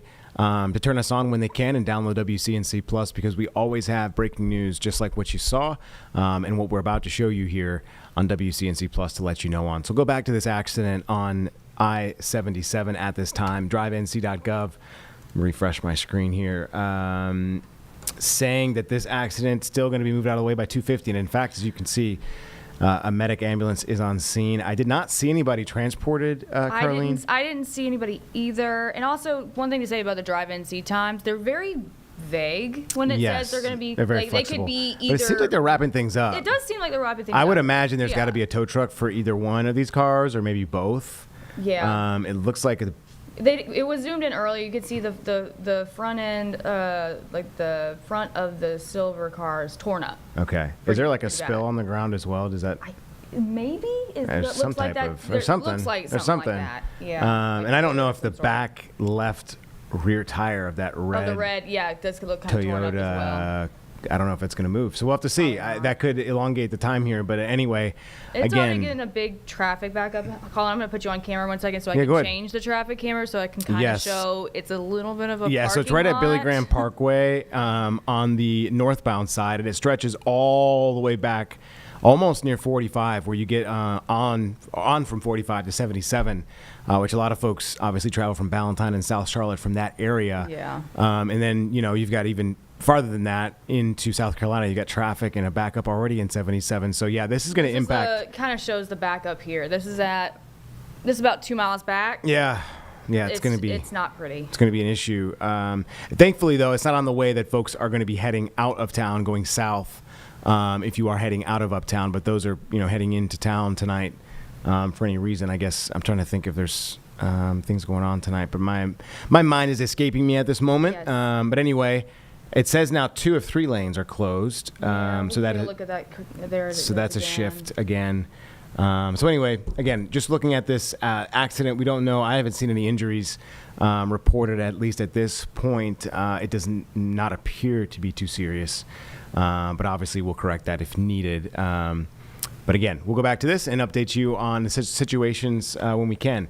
Let's bring in Walker Lawson, who has been on a number of developments lately, but the one we're just speaking on today is the River District. And as I said, I'm going to put myself in this story real quick. Walker, I told you I was at the groundbreaking when the River District was announced, maybe a year and a half, 2 years ago, maybe at this point when I first got to Charlotte, and the scope of the project really blew me away. The things that they wanted to do, I think, my first question was, is the area in terms of infrastructure going to be able to handle this type of development? I think they're going to think about that later, which is seems to be the culture is.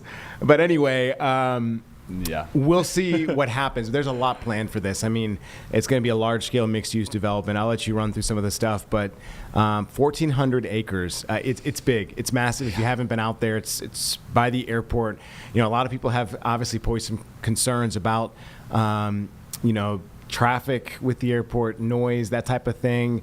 And I know there's been some discussions with the city about that. So obviously we can discuss that at a later date. But anyway, it's going to feature 8 million square feet of commercial space.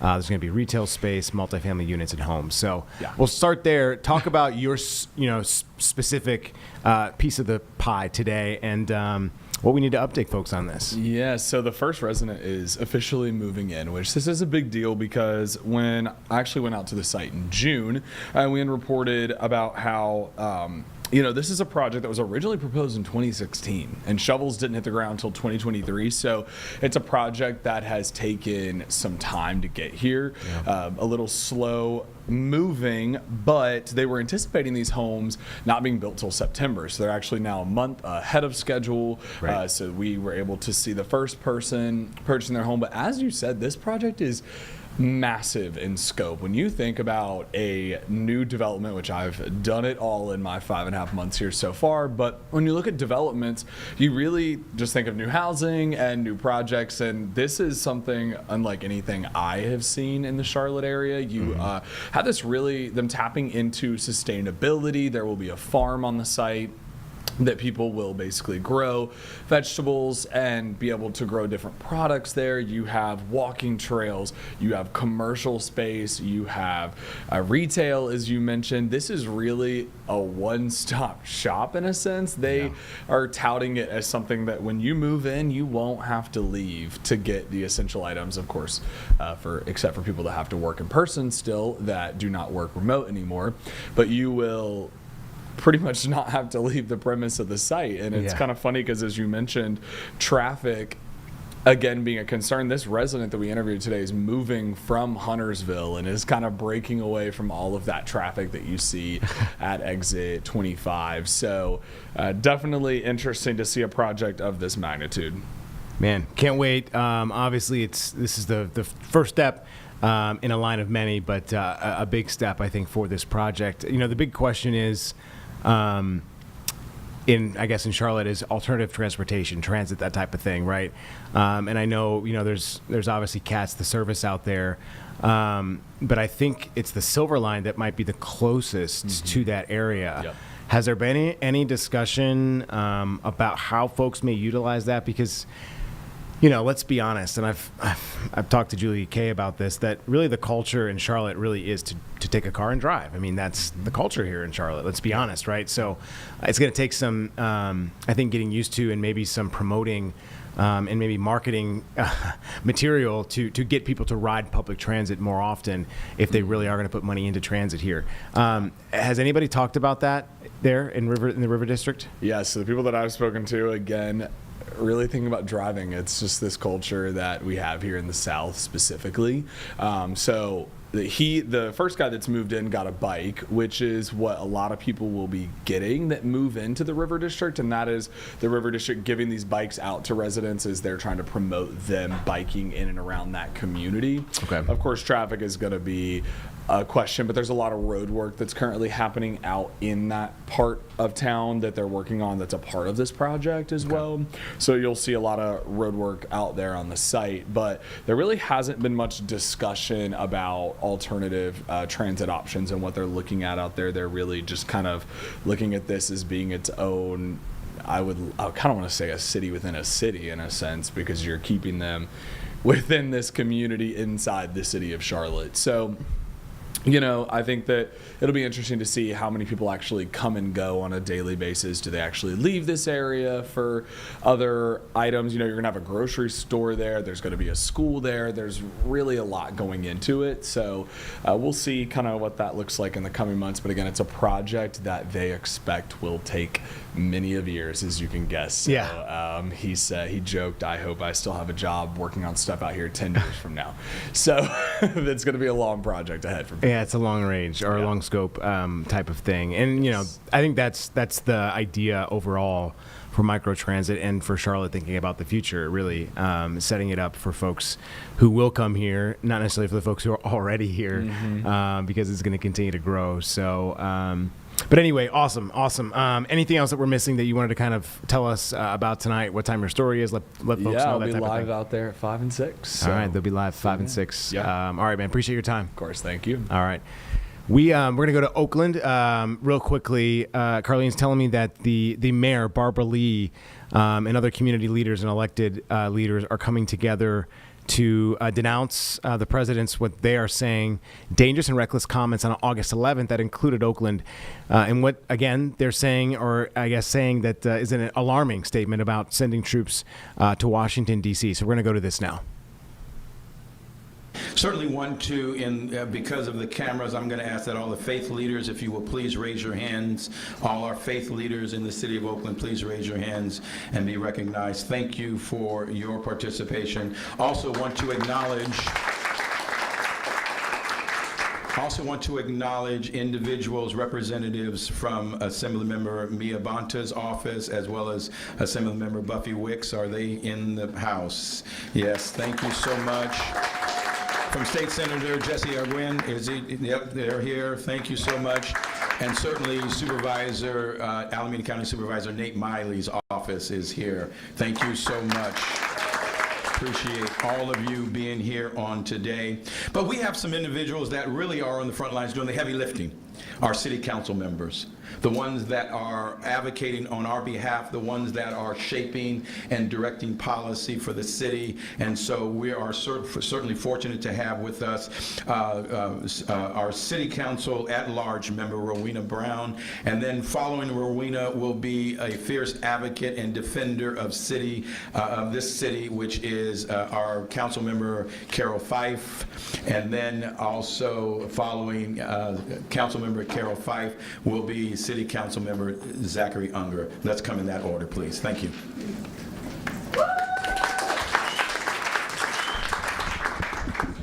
Good morning, everyone. Thank you so much for being here, and thank you to our mayor for organizing us. So I'm Rowena Brown, council member at large, proudly representing the entire city of Oakland.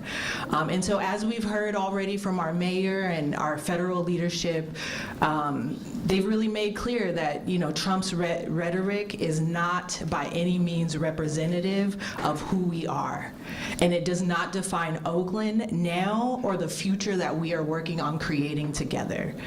Trump made the statement that Oakland was so far gone, naming us alongside other historically Black and brown cities like Chicago and Baltimore. And as was mentioned, this is clearly no accident. This narrative draws from a long, harmful pattern where leaders distort the truth about majority Black communities to justify federal overreach, aggressive policing, and the erosion of our civil liberties. And so let's be clear, this is not about public safety. It's about power. But we know that Oakland, like many cities across the country, is making real, genuine progress and change towards community safety.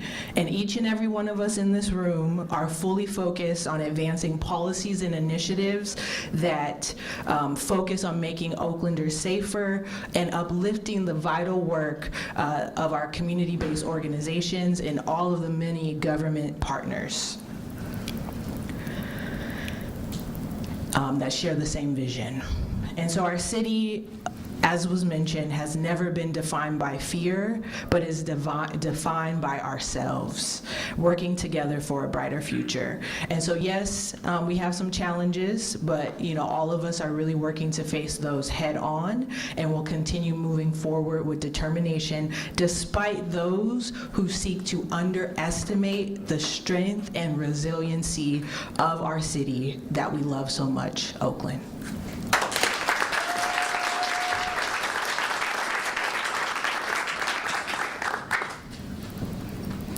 Good morning, everyone. Before I get started, I wanted to just remind people here today and the individuals watching that it is the 90th anniversary of the Social Security Act in the United States of America. My name is Carol Fife, and I'm the elected representative of Oakland's District 3, where City Hall is located. And the reason I mention Social Security is because that is the leadership that a president who cares about the interests of his constituents will provide. The social safety net that Social Security created for millions of Americans has been eroded. And we're talking about having a president who had Oakland's name in his mouth about crime, who is a convicted felon trying to talk about Oakland. I'm offended. I'm not offended just because the facts are not the facts. They are the alternative facts he used to talk about years ago. But because Oakland is doing the things to get us on the right track. Under the leadership of Mayor Barbara Lee and so many community leaders that I see in this room today, we are making real changes. We, for the first time, as we heard from our supervisor, have funds coming in to deal with the issue of homelessness that we've never had in the city of Oakland before. We have partnerships that are growing that we haven't had or have been frayed in the past. So we are making the changes necessary and getting back to the basics of what it means to take care of our communities. And we have to consider that bringing in the National Guard to the city of Oakland and the other places that the president mentioned, I even hate saying that. I even hate saying president, that this authoritarian in the White House is doing, as saying that needs to happen, is the direct opposite of what we need. $134 million was spent in Los Angeles to bring in the National Guard to sleep on floors because there was not the so-called work to be done to protect law and order in Los Angeles. $134 million. What could Oakland do with $134 million? If you care about safety, Mr. Convicted Felon in the White House. If you care about law and order, you would know that the safest cities have the most resources. That's right. And those resources come in the tune of affordable housing, which the federal government divested from decades ago. It comes from protecting our seniors. It comes from investing in education. And one of the first things he did in office was to sign an executive order and All right, we will continue to monitor this meeting here in Oakland with these community leaders. We do want to focus our attention more back home here locally and bring in Brittany Van Voorhees talking about our forecast. As I was coming in, I did notice it was not a storm, I don't think, but a rain shower that was in Ballantyne kind of making its way through, dark clouds. Nothing really bad to contend with, but those are the conditions that we expected to see, correct? Yeah, we were expecting not as much rain as we had this morning, which again is what we're seeing right now. It's just going to be more spotty as we head through the rest of the day. You're certainly right. There were some storms south of us now. They're pushing more so east at this time. So if you're in an area in Matthews, Mint Hill, Uptown Charlotte on the eastern side, Dilworth, some areas you of course might have already been seeing some rain. So let's go to Doppler radar right now. Again, here's where the heaviest rain is. As Colin mentioned, not storms yet. There is a chance with some instability that we'll see a few lightning strikes, but as of now, this is just really heavy rain. Again, that's between Charlotte and Mint Hill, south of the Newell area toward Idlewild. Now, if this holds together, we'll be moving toward places like Unionville, Indian Trail, Hembury Bridge within the next half hour or so. That's really the heaviest rain we have right now, closer to Mecklenburg County. If you're on the eastern side of Cabarrus, heading into Stanley County, we have some rain as well. Again, it's mostly just rain. Haven't seen a lot of storms so far, and then pretty isolated up in the mountains and foothills as well. We have a few little spritz here on the southwestern tip of Ashe County, but most of that right now, Burke and Caldwell. So it's not a ton of rain. It's not nearly as much as what we had earlier, but will remain pretty scattered through the rest of today. So 30 to 40% chance of rain now. We know every single day the rain chances get better. So here's Futurecast, which good sign when it comes to forecasting tools is that this is pretty much on par with what we're seeing right now at the 2 o'clock update. So as we get closer to 7, you can see a lot of these storms start to fizzle out. And then heading into Friday morning, most areas stay dry, which is not something that we've seen so far this week. We've had a lot of early morning rain. That will not be the case tomorrow, but storms will pop up again right around 2 and 3 o'clock. Quickly moving out as we head into the evening. So if today is about a 40% chance of rain, tomorrow is about 30, and then we're looking at a 20 for Saturday, and then a big goose egg with 0% heading into Sunday. So the big weather story, at least in the near term, is while we do stay very, very humid, we're not seeing a lot of rain chances over the next few days. Rain chances on a downward trend, eventually heading upward by the middle of next week. And I've seen lots of comments, lots of social media posts. I know it feels like it's rained for 1,000 days straight. It really hasn't. It's just the fact that we went from such a warm and dry July to such a wet and cool August, but I promise you we're getting a nice break this weekend. More on the weekend forecast coming up. We have to talk about Tropical Storm Erin. Of course, a big talker as well over the past few days. Erin is still a tropical storm, 60-mile-per-hour winds.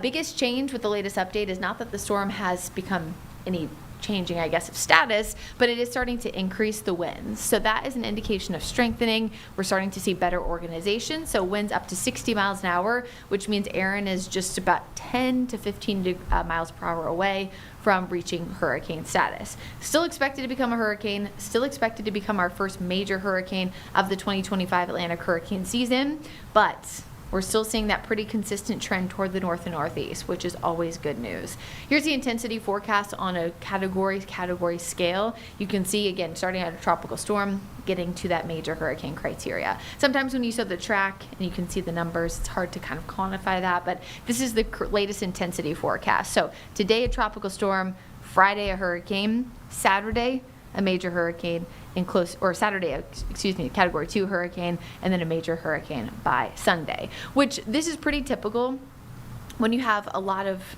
really, I guess, nothing in the path of Erin. There's a lot of warm ocean water, not a lot of wind shear. The dry air is going to start to dissipate, and Erin doesn't have any other storms that have recently formed in its path that it would have lowered the cool ocean water temperatures or anything, so it's still very, very, very moist. So there's really nothing in Erin's path in the near term, no land interaction expected to dissipate it. But what we are going to get later on today is better data, because the hurricane hunters are right now on their way to St. Croix in the U.S. Virgin Islands. They're going to gas up get all their data together, and then head into Erin later on tonight. So the hurricane hunters, a little bit ago, left from Biloxi, Mississippi. They're now on their way to St. Croix, and then they're going to be tracking Erin. Now, the question is, why the heck do we care? Well, the easiest answer is better data. When a storm is just coming off the coast of Africa, we're mostly looking at satellite data as well as historical data. Where has a storm gone before when it had X strength at this time and based on these steering currents? Now we will have data with the hurricane hunters flying in and out of the storm, dropping what are called drop sondes. They send back the data in real time, similar to radio sondes when you launch a weather balloon, and we'll be able to put those numbers into forecast models, and they will spit out better data in the long term. It's another reason why we never worry when a storm's coming off the coast of Africa, but we're always never 100% certain about anything, because once you start to get better data, it gets closer to us. That's a better opportunity to have more accurate mindset.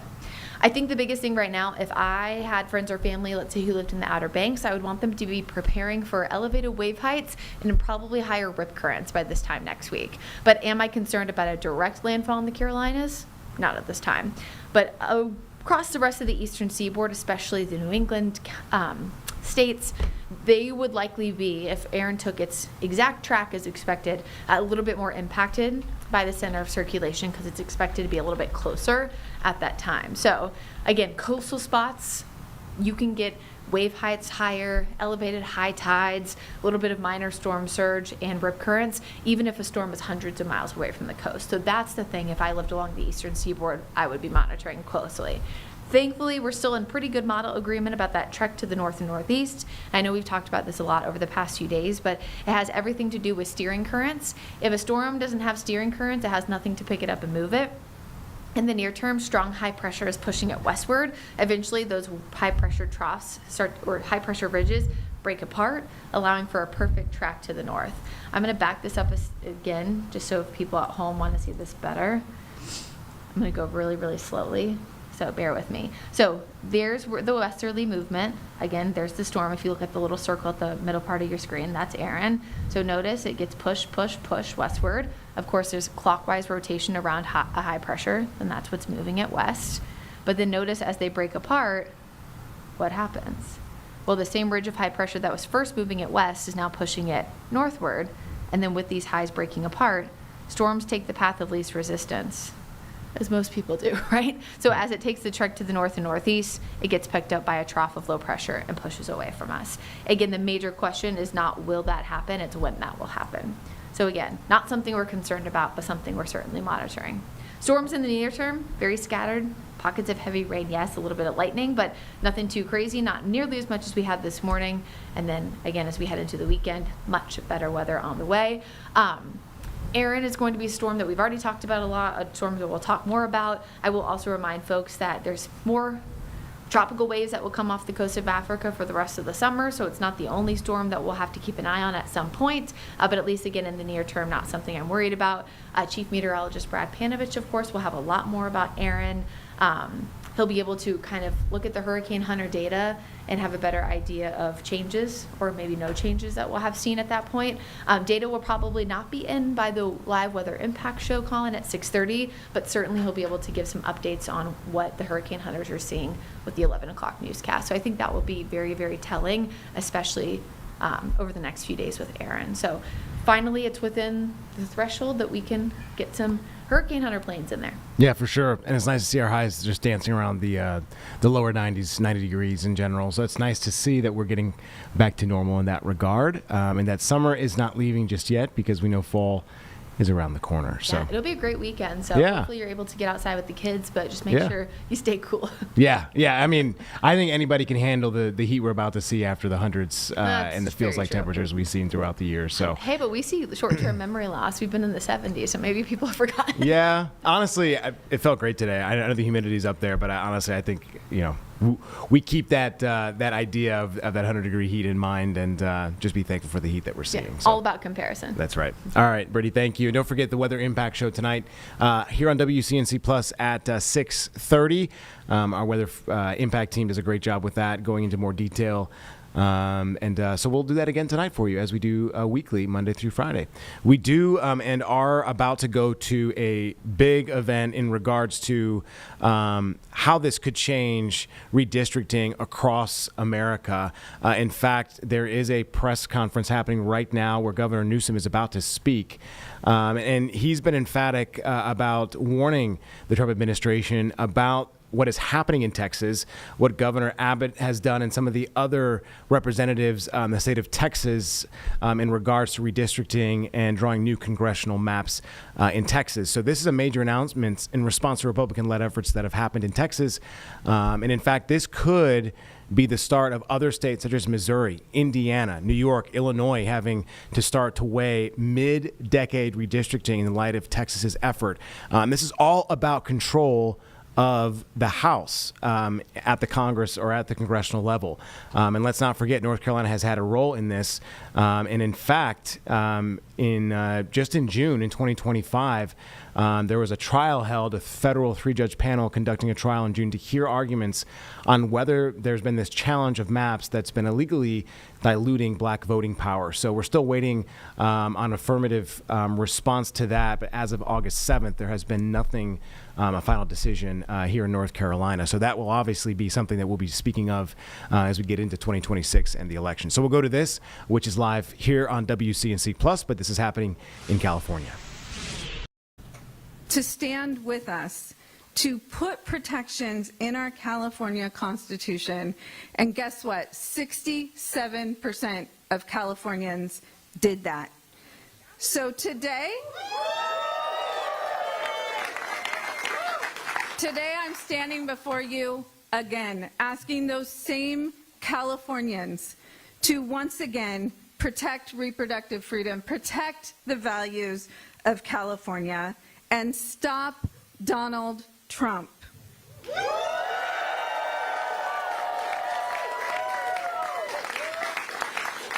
We have to fight back. It is the right thing to do. It's the necessary thing to do. And this is California. We don't have another choice. Thank you.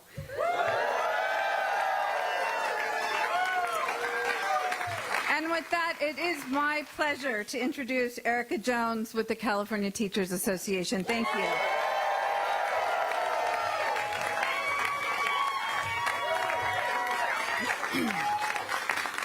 Good morning. My name is Erica Jones, and I am the Secretary-Treasurer of the California Teachers Association, a union of 310,000 public school educators. I am also an elementary school teacher here in Los Angeles. The Trump administration is waging war on every public institution we hold dear. In the short few months he has been in office, he has worked with Republicans, including 9 from California, to freeze funds for critical education programs, including after-school programs, teacher trainings, and migrant education programs. He's cut health care for millions of our students and their families, attempted to dismantle the Department of Education, and pass a voucher program designed to destroy public education entirely. There have also been unprecedented attacks on our immigrant communities and our LGBTQ+ students and families. The Trump administration removal of schools as safe zones from ICE has unleashed a level of trauma and fear that no one should have to endure, let alone our children. Just this week, a 15-year-old student here in Los Angeles was detained by federal agents outside Arleta High School. Our students deserve better. The majority of Americans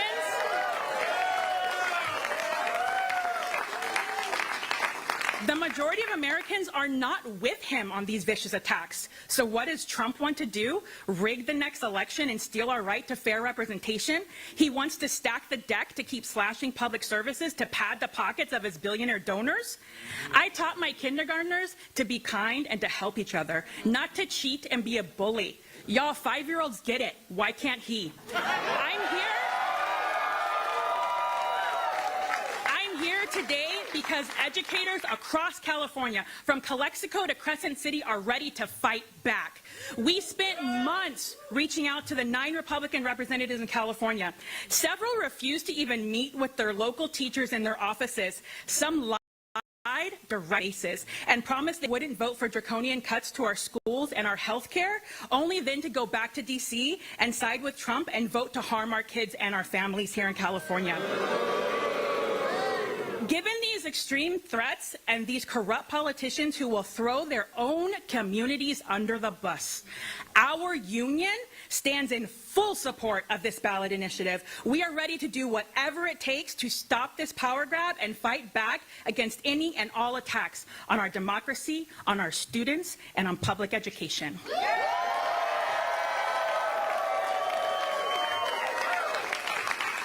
It is now my honor to introduce Lorena Gonzalez, President of the California Federation of Labor Unions.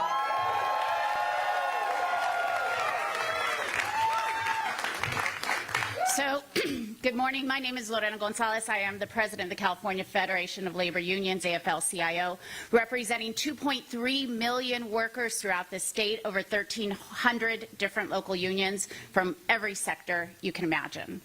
And we stand with our colleagues today in calling for a response.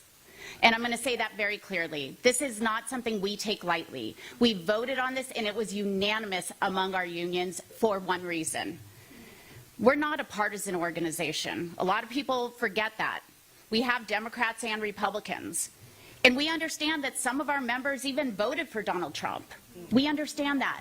They were told by him that he wanted to make us more safe, that he wanted to deport criminals. And instead, he's been deporting and targeting workers and grandmothers and children and dreamers. They were told, even our Republican members, that he was for working people, that somehow he cared about bringing manufacturing and jobs back to America and to make sure that working people were taken care of. And what has he done? He has systematically destroyed our federal government unions by abolishing, basically, collective bargaining agreements that were decades in the making. He has taken away the right to collectively bargain of every employee he possibly can, and that is not pro-worker. So we tell our members who believed him, it's okay. He fucking lied.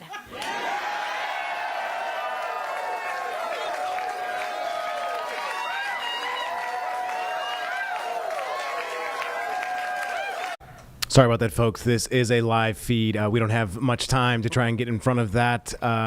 Sorry for the cursing there, but again, a live feed, so you may hear more of that here on WCNC Plus. Please forgive us. By voting for a Democrat to Congress, we had split ticket voting in a number of districts, and in fact, flipped 3 of those. That's what Donald Trump was afraid of. That's why he went to his lapdog in Texas and said, do something for me because they're about to come get a couple more. Yes, we were. But if he wants to cheat, we're going to fight back.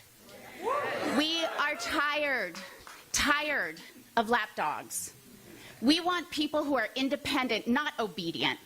And it's time for us to show a little disobedience to Donald Trump.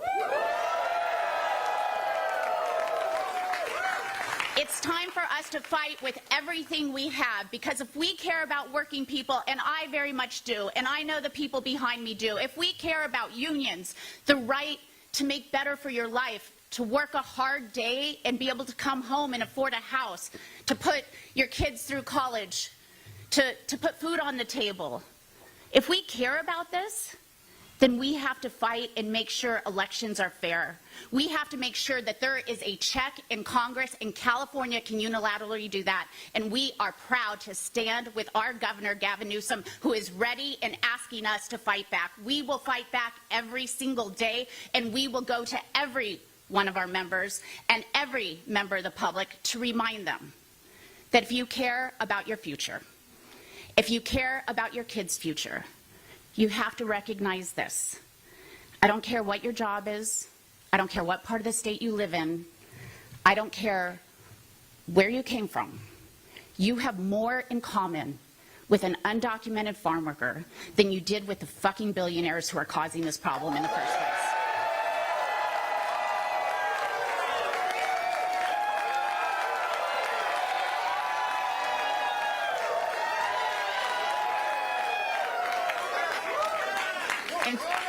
since I've exceeded my number of fucks today, it is my pleasure to bring up somebody who has seen firsthand the destruction caused by this administration. My brother, David Huerta, the president of SEIU, California State Council.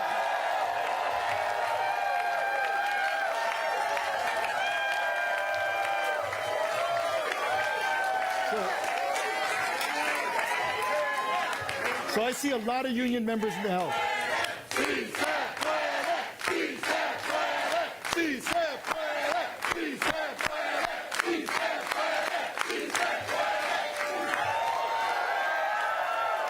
When we fight, and fight we will. Take a deep breath here. My name is David Huerta. I'm president of SEIU USWW and president of SEIU California, and I stand here today on behalf of over 750,000 workers represented by SEIU in California, healthcare professionals, janitors, airport workers, security officers, caregivers, educational workers in every corner of our state. And SEIU members are ready to fight. SEIU members across the board, black, brown, Asian, white, we are worried about our democracy, and we are choosing to act. We've been protesting on the streets, and now we're gearing up to the fight at the ballot box. Workers, and in particular workers of color, are rising up to defend our democracy. And SEIU members are no strangers to fighting for democracy. Our members know what's at stake, and they know that we're in for a fight. But when we are in a fight, we're all in that fight. And we're ready now because democracy is at stake. Republicans in Texas, Washington, D.C., and other states are colluding with Trump to consolidate one-party authoritarian power in Washington. The same Republicans that changed the rules to pass their atrocious big pile of garbage, I'd say shit, well actually I'm going to say big pile of shit, because it is a big pile of shit, are now trying to change the rules to stay in power. Working people will not stand back and let it happen. Republicans have one goal, and that goal is to silence the voices of working people. Divide brown and black communities in particular, unleash terror in immigrant communities, and establish a government that will serve corporations and the wealthy, not the working people. And it's particularly important that we are gathered in our beautiful city of Los Angeles, because it is here on June 6th that they unleashed hell on our streets. It's here on these streets that masked men came into communities, unidentified, incarcerating, taking working people, taking mothers, fathers, aunts, uncles, neighbors off our streets. And for me is with the great sense of pride as an Angelino that we saw our community defending family, defending community, but most of all defending our democracy.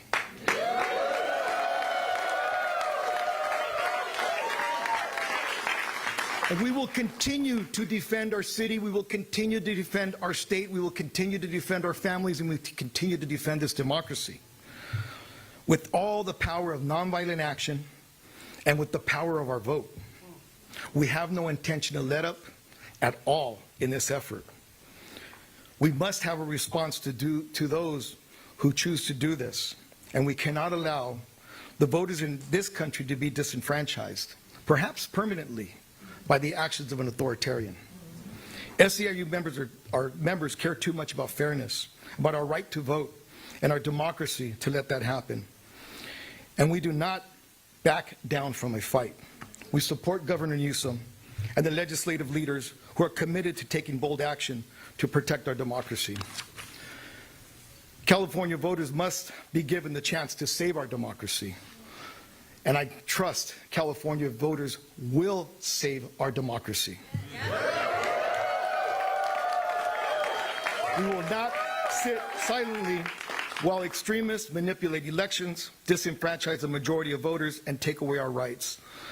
We know the rest of the country is waiting to see what happens, because California once again is at the very front line of our fight against authoritarianism. It is our time to rise up for working people to lead the fight to save our democracy. Our democracy is at stake, and SEIU members stand ready to defend it. We are more committed now than ever before. As I travel around the country, people ask me, how is California doing? I tell them, we are ready to fight.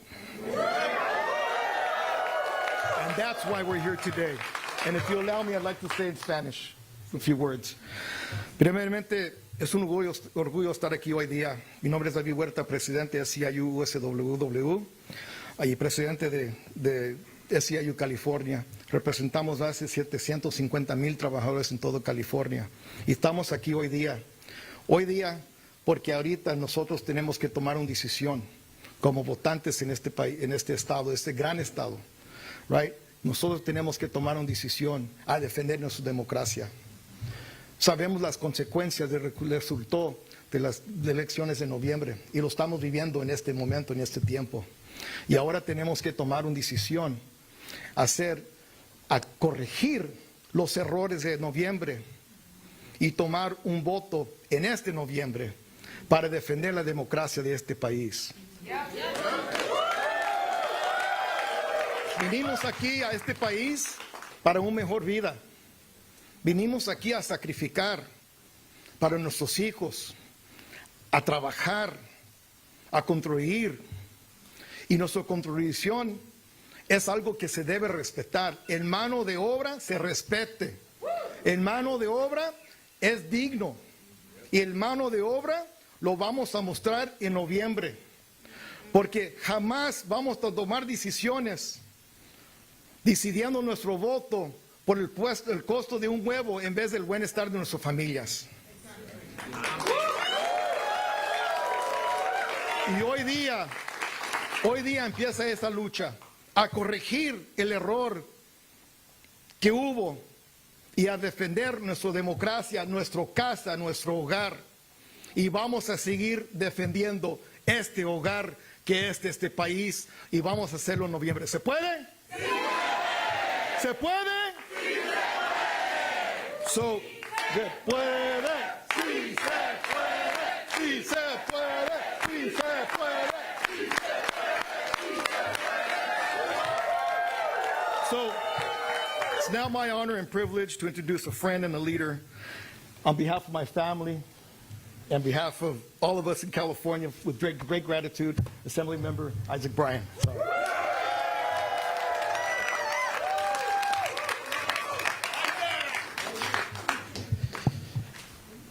Can y'all give it up for David Huerta one more time? He's the only person I've seen in my whole life who can come out of an ICE detention cell barefoot and still hit the block the next day ready to stay active. That's the kind of energy that channels the best of what America is, what California is. That's what we're doing in this moment. We're getting active.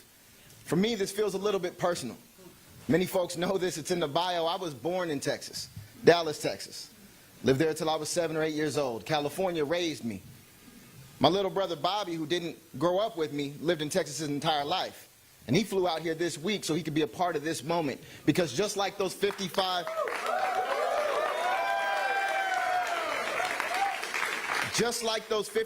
Democratic legislators in Texas who left courageously, patriotically, to break quorum so that their state couldn't lie, cheat, and steal national elections from the American people, that's what my little brother did in coming and letting his voice be heard.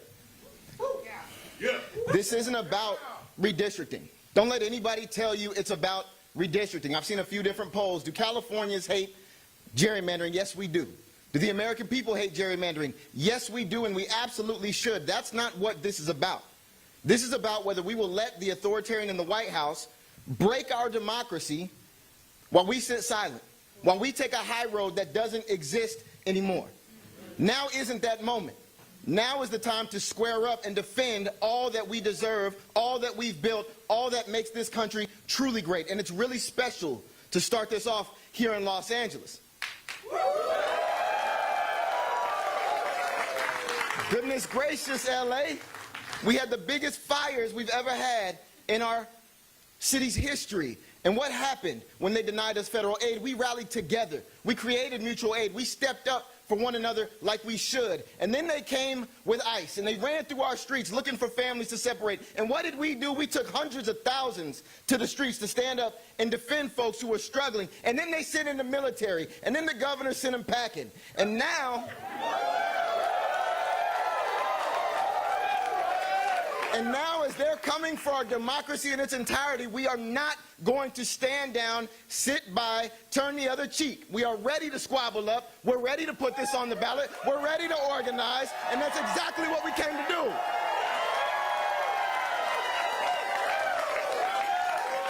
Fannie Lou Hamer said, we don't run from our problems. We face them head on. We're going to face this one head on. And next, it is my honor and my privilege to introduce my sister in the legislature, the chair of the Elections Committee in the State Senate, Senator Sabrina Cervantes.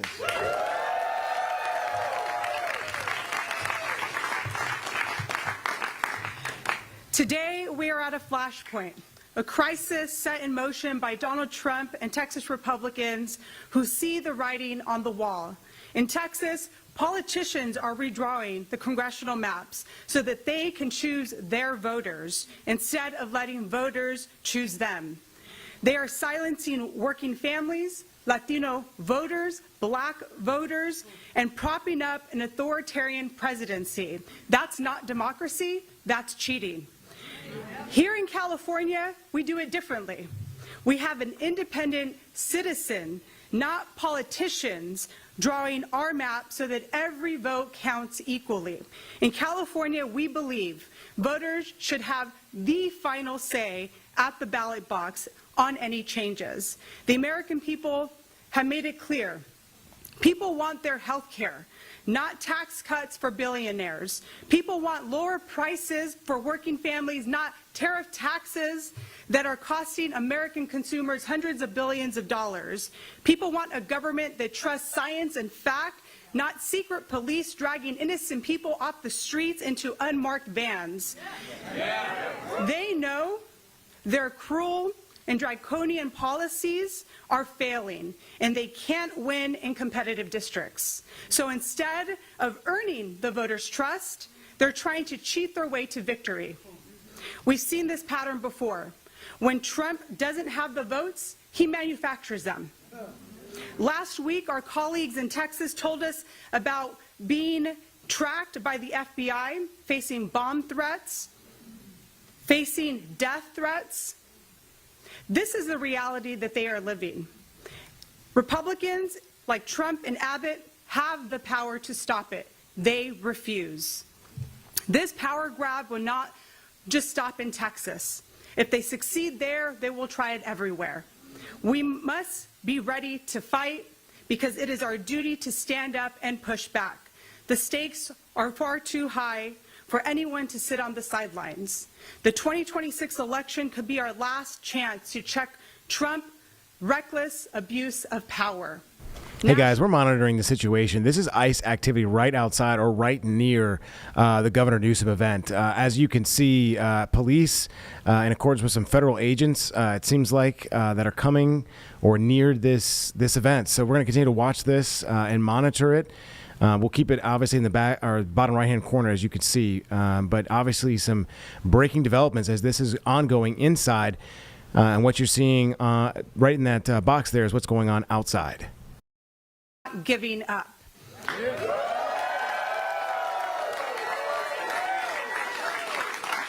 It is now my distinct honor to introduce the House Democratic Caucus Chair, Representative Pete Aguilar.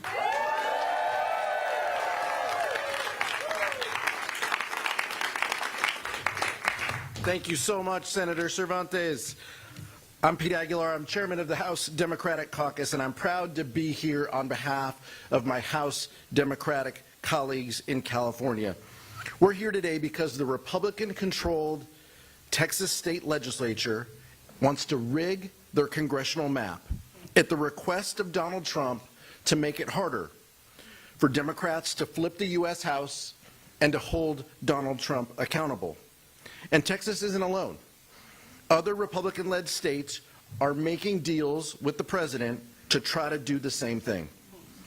Donald Trump knows that without a Republican Congress to give him a free pass, his deeply unpopular policies will face real oversight and accountability. Accountability for cutting health care for millions of Californians. Accountability for disappearing people off the streets. Let me be clear. Californians believe in fair maps. Maps drawn by our independent, citizen-led commission that respects the voice of every voter. But if Texas and other red states want to move forward with their partisan power grab to rig the elections, we cannot sit on the sidelines. The 2022 elections gave us a clear warning. When North Carolina Republicans in the state legislature pushed through their partisan redistricting plan, they gained 3 seats in the House of Representatives. That was the exact same margin that they control the majority with today. Under current maps, we need to net just 3 seats for a chance to hold Donald Trump accountable. California has the largest congressional delegation in the country.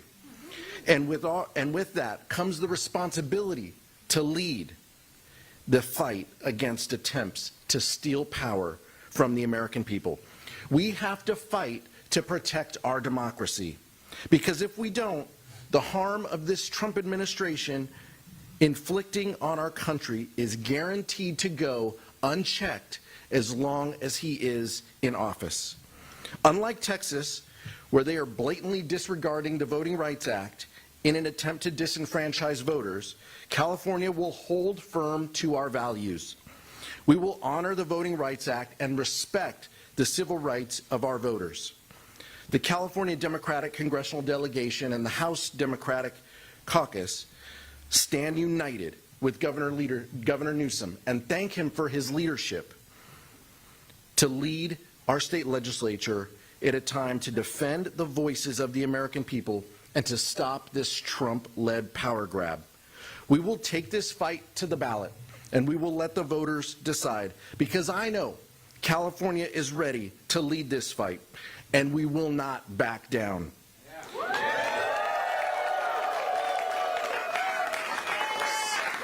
Someone who has a proven track record in defending democracy, our Senator Adam Schiff.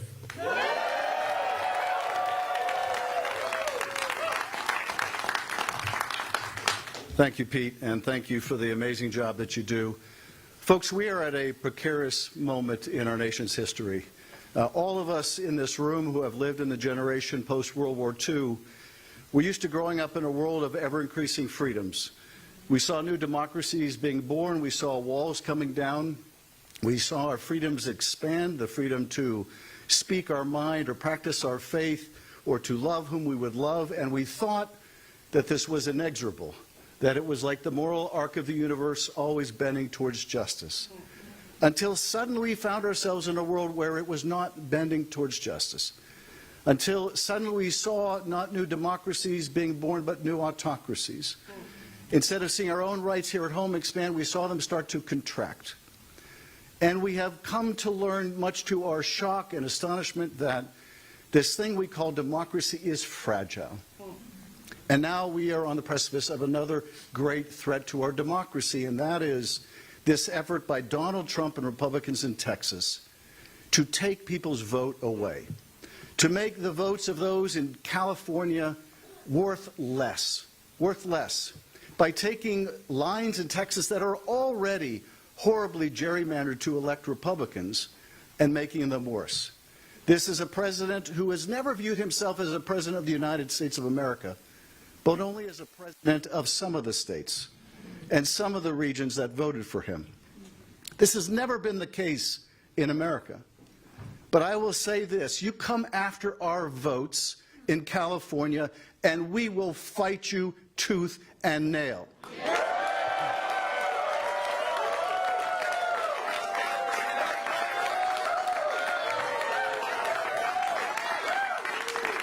Donald Trump, you do not poke the bear. Not while we're around.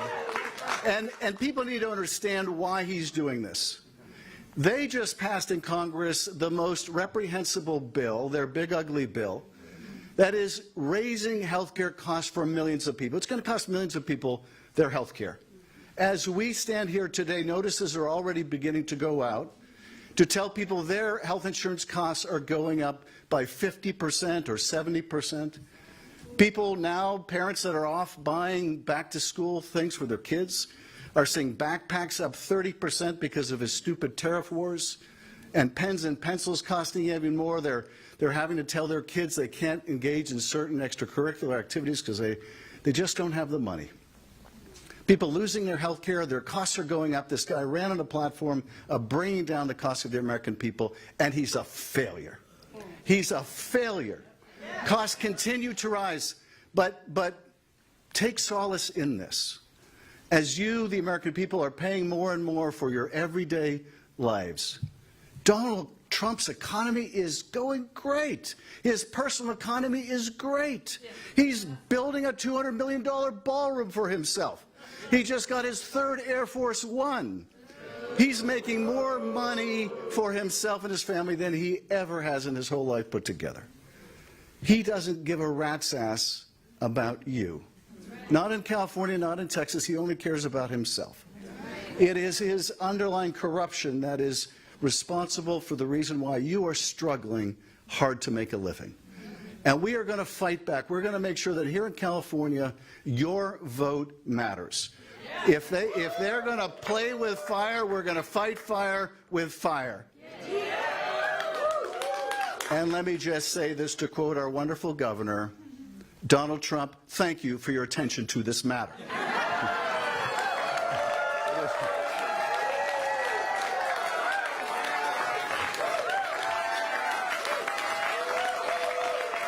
It is now my great pleasure to recognize my wonderful colleague, Alex Padilla. Thank you, Alex, for all your amazing leadership.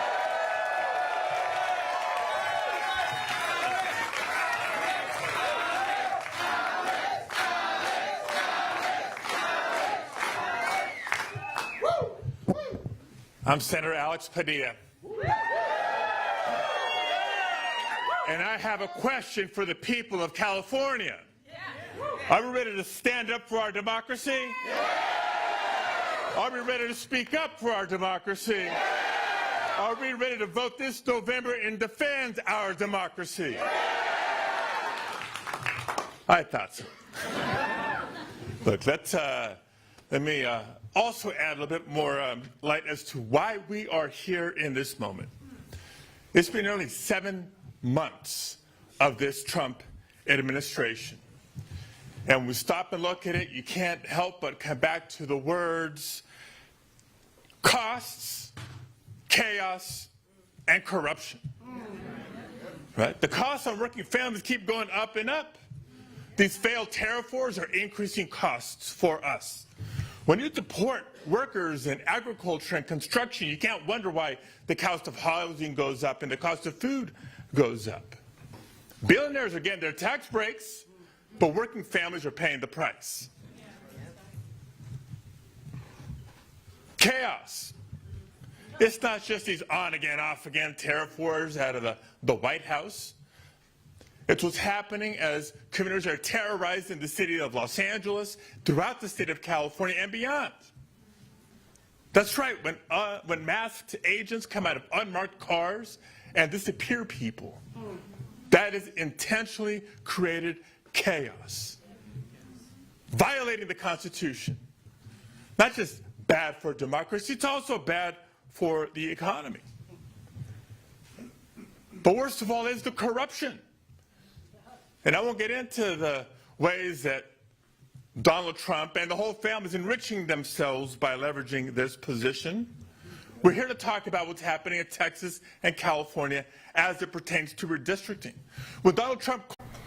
I want to give you a little more context of that shot. We did get the confirmation that federal agents have moved in and have been down at or close to this event, which is happening at the Los Angeles Little Tokyo area. And then close to this, the Japanese American Cultural Center is where this event is being held. So outside of this is where federal agents are. U.S. Border Patrol looked like Homeland Security as well, and could have been some local police, although I did not see any insignia on that. But it does say that they came to or close to this event, and I'm not exactly sure the operation, other than probably looking to detain individuals that are here illegally, is what they're saying.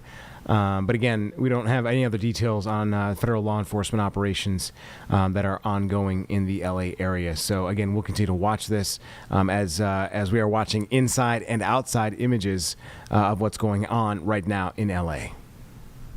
Popular, they're wrong.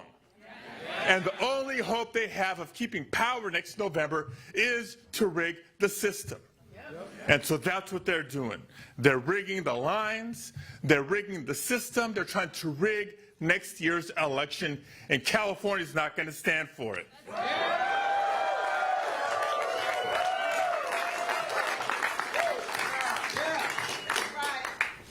Como mi hermano David Huerta, unas palabras en español. Claro que se puede porque juntos podemos. Want again switch our live images here. You can see they have detained somebody. I'm not exactly sure. I'm assuming this is outside or close to this event. But again, we had been seeing Border Patrol, which is who you're seeing right now, the bottom right-hand part of your screen, and also DHS federal agents on the other side of where they're hosting this, the Japanese Cultural Center, I think, where this event is going on. So some live images coming straight from LA as this operation is ongoing. You can see a paintball gun there in that agent's hand. And then obviously people protesting and you know, having their phone available so they can try and record this potentially for law purposes, I guess, for the near future. So obviously a man in custody there, and Border Patrol taking that person into custody right now. So we'll continue to follow this, both the event happening live inside and, again, the operations that are happening outside the event. Pero vean lo que ha ocurrido los últimos 7 meses. Recortes a programas de salud. Costos aumentando para familias trabajadoras cada día más, poniendo en riesgo el seguro social. Bien saben que no es una agenda popular y bien saben que es una agenda dañosa a nuestro país. En vez de defender su récord, en vez de hablar de sus logros, quieren cambiar las reglas de nuestra democracia y quieren asegurar que los líderes en poder en Texas decidan las elecciones, no los votantes. Es un ataque a la democracia de Texas y de California y la democracia nacional. Pero en California nos vamos a parar, nos vamos a poner a trabajar y vamos a defender a nuestra democracia.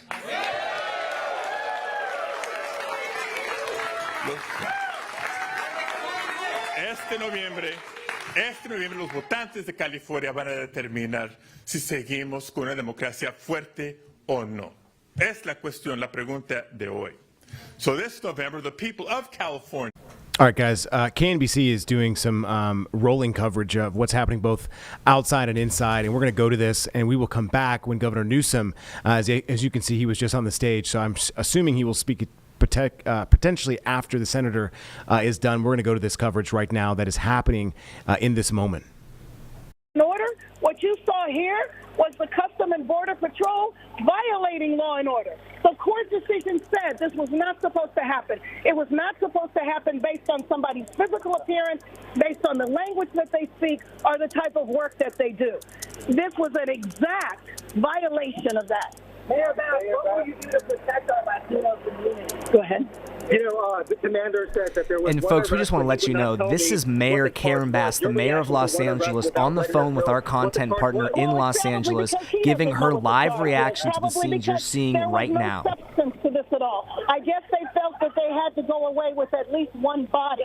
So what I'm going to do to protect all Angelenos is I am going to push back. We're going to use every tool in our toolbox to make sure that we do everything we can to keep Angelenos safe. But I will tell you that that is a very difficult charge for me to fulfill when the government itself violates the law. Here we are as Angelenos needing to protect ourselves from our own federal government. Today is the first day of school. Our school children should be able to go to school and not worry about getting captured or their parents being captured before they're home.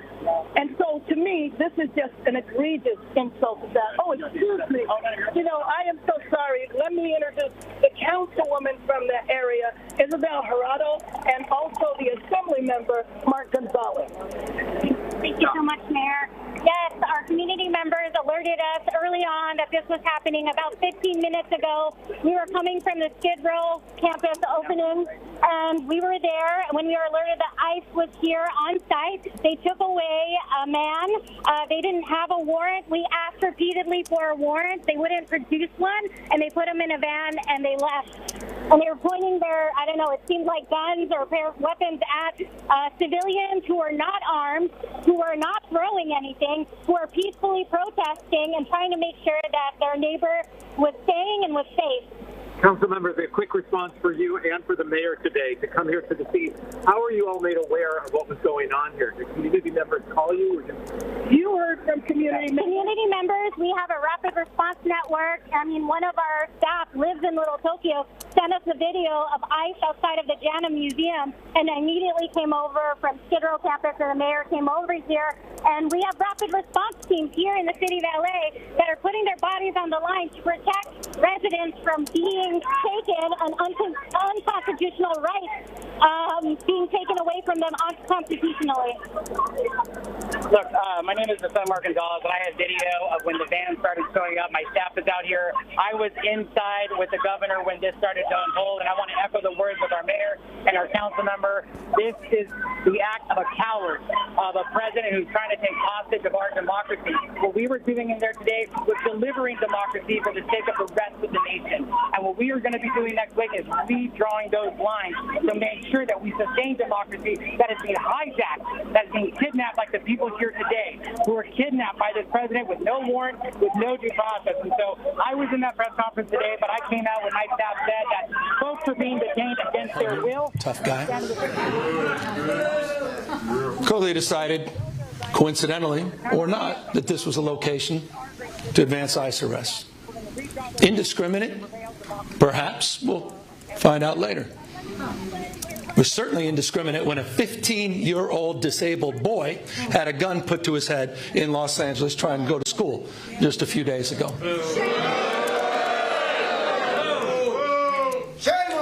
I met with it. I don't need to belabor this, except I want to level set. People are scared. People are fearful. You had a United States senator that was thrown down to the ground in a federal building. Alex Padilla. J.D. Vance's name is Alex Padilla, not Jose Padilla. That's the Vice President of the United States. It's another museum not so far away from us. Talks about those 53 days.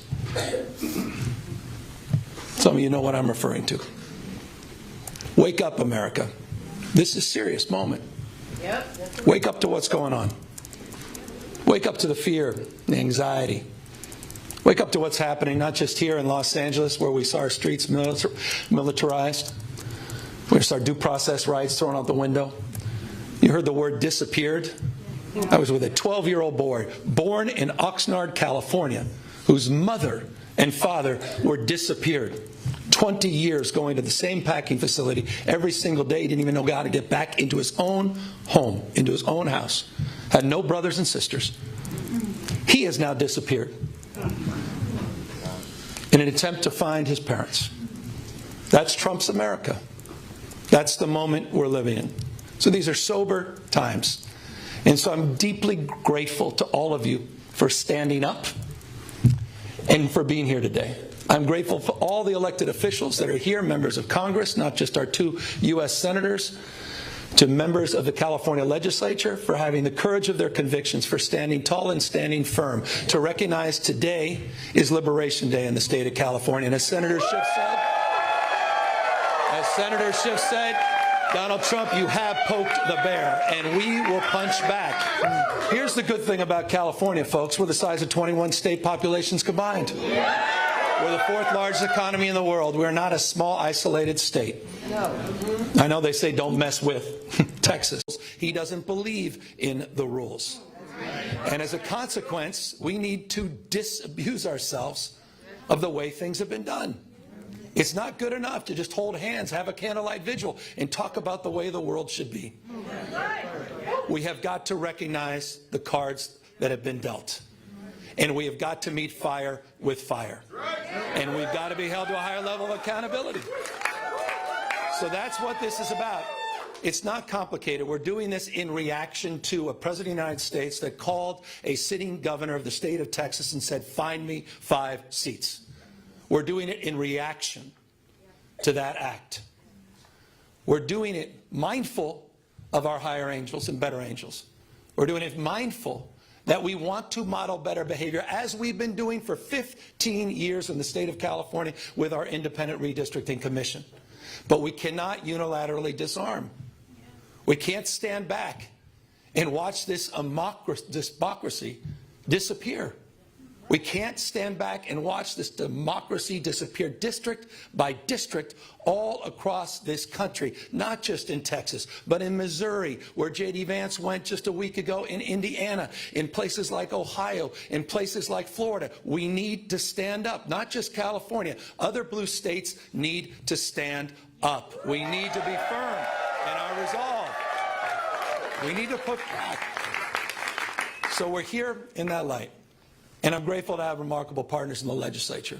It's a tall task. We're asking them for 2/3 of a legislative consent. But this is the difference. This is the difference between what's happening in Texas and what's happening here in California. We didn't receive a phone call from the President of the United States to then quietly go in the back room and start drawing maps and legislatively try to jam them through against the consent of the people. We're doing precisely the opposite. We're working through a very transparent, temporary, and public process. That's who we are. We're putting the maps on the ballot, and we're giving the power to the people. This will be the first redistricting that's ever done that. That's the difference. We tried to raise the standards, and these guys are not playing by any set of rules. So this time requires us to act anew, not just think anew. And so I'm grateful to all of the remarkable leaders that have stepped up this unifying effort here in the state of California. And we'll be asking for the people on November 4th, a special election coinciding with a lot of local municipal elections. All right, everyone, just wanted to give you an idea and some context of what you're seeing here. Nothing that we have in terms of a development to report, but if you were watching about 10 minutes ago or so, we did see one person who was detained and put in a Border Patrol truck outside what we think this event, where this is going on in LA. And this is at an event happening in the Japanese American Cultural Center in the Little Tokyo area. And the governor has not commented on any ongoing operations that are happening. However, the people that spoke before him did, and we did hear through KNBC's coverage just a few minutes ago, Mayor Karen Bass, a number of other representatives from the city who were outside of this event or going in that witnessed some of the operations that were on the ground. So we'll continue to monitor this in real time. Were nowhere to be found. They want to rig these elections. And they want the power that gerrymandering provides, because they know what Donald Trump knows. He's going to lose the midterms. He knows de facto his presidency ends in 17 months when Speaker Jeffries is back in office. He knows it. Why else would you try to rig the system? Why else would you make the phone call? He's a failed president. Who else sends ICE? Same time having a conversation like this? Someone who's weak, someone who's broken, someone whose weakness is masquerading as strength. That's what he does. The most unpopular president in modern history, an economy that's collapsing all around him. You saw the new wholesale prices going up almost a full percentage point today. Inflation is going up. Job creation is going down. He's trying to rewrite history, Smithsonian, censoring historical facts, and in the spirit of what Adam Schiff said, he's trying to put America in reverse on voting rights, civil rights, LGBTQ rights, on women's rights. He wants to bring us back to a pre-1960s world. That's what this is all about. It's about power, and I want to end on this. And we are about to give power back to the people.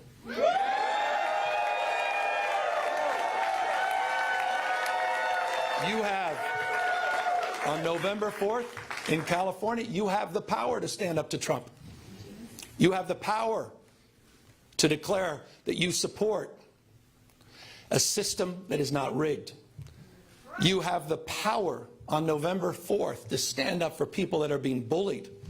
You have the power to stand up for people that are being intimidated. You have the power to stand up to the rule of law. We're giving the people of this state the power to save democracy, not just in California, but all across the United States of America. I hope we are waking up to this reality. Wake up, America. Wake up to what Donald Trump is doing. Wake up to his assaults. Wake up to the assault on institutions and knowledge and history. Wake up to his war on science and public health. His war against the American people. This is a guy who lays claim to want to get a Nobel Prize, sitting there and bending his knee to Mr. Putin. You have the power to straighten this out. And so I want to again just thank everybody for exercising not just their formal authority, yes, that's what we're doing, but also sharing their moral authority at this moment. I want to thank everybody for being here today, for being here tomorrow, and most importantly, we're counting on all of you on November 4th to be there for each other to win this election and stand up for our democracy. Thank you all very, very much. Thank you.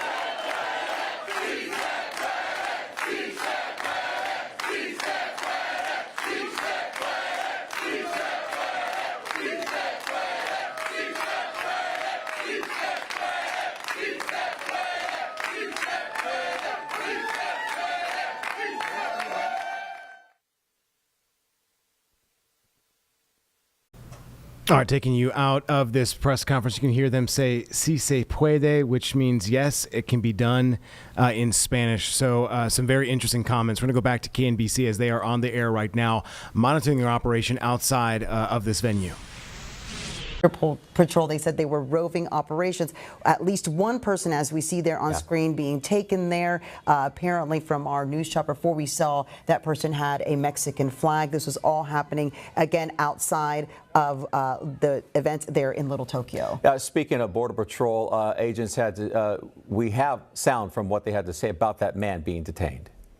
Today, Customs and Border Protection is conducting roving patrol duties here, as you can see, in downtown Los Angeles. This is a location that we have conducted these roving patrol duties for the past 2 months.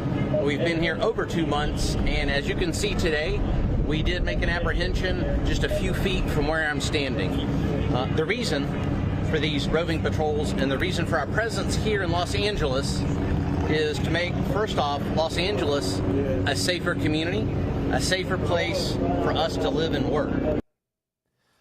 All right, that's there from U.S. Border Patrol. However, with the governor in town, a lot of people are asking the question, is this really a coincidence? Right, because one of the things is there's 2 lawsuits. We heard the mayor alluding to that is supposed to stop these types of immigration raids on how, in part, they're being conducted, limiting them to not approach people just for the color of their skin, the speaking, or their work that they are doing. They're very precise in there, and the mayor who came down to this area very upset about what happened. Let's take it on over to Robert Kovacic, who's been on the ground bringing us this information, and you were with the mayor when she did speak. Robert, just tell us a little bit about what is happening at this point.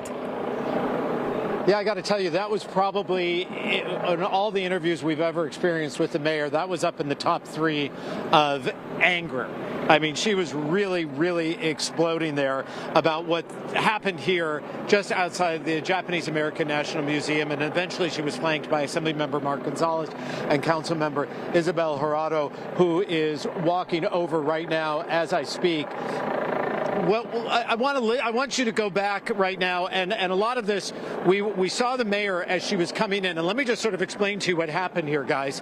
There was Border Patrol showed up here. This is before the mayor arrived, before the governor arrived. Border Patrol was here and in position, right?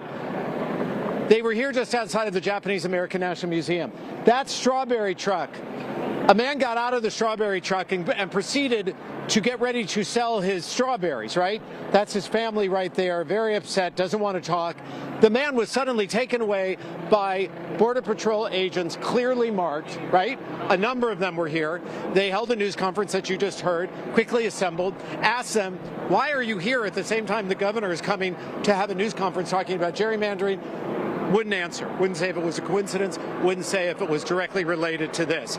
Let's bring in Councilmember Isabel Jurado. Hi there. Councilwoman, it's good to see you. Thank you for coming. First of all, the immediate response that you had is because we now have citizens reporting to your office when things are going down in the city of Los Angeles. And when I say things are going down, federal agents detaining people. The mayor said 2 people have been detained so far. Yes, community has always taken care of community. In light of these ICE raids, we have a rapid response network that's been very robust, and our constituents are in direct touch with our office. So when Little Tokyo residents saw that there were ICE trucks outside of JANM, they immediately alerted our office. And I was at a press conference in Skid Row, and we made a turnaround to come here as soon as possible and witness someone being taken by federal agents. Isabel, Mayor Bass calls this political theater. What are you calling this? I think it's political theater as well. It's no coincidence that the federal agents showed up outside of the governor's press conference to take away from the fact that California is standing strong and fighting back to the redistricting to make sure that he's not going to be in office.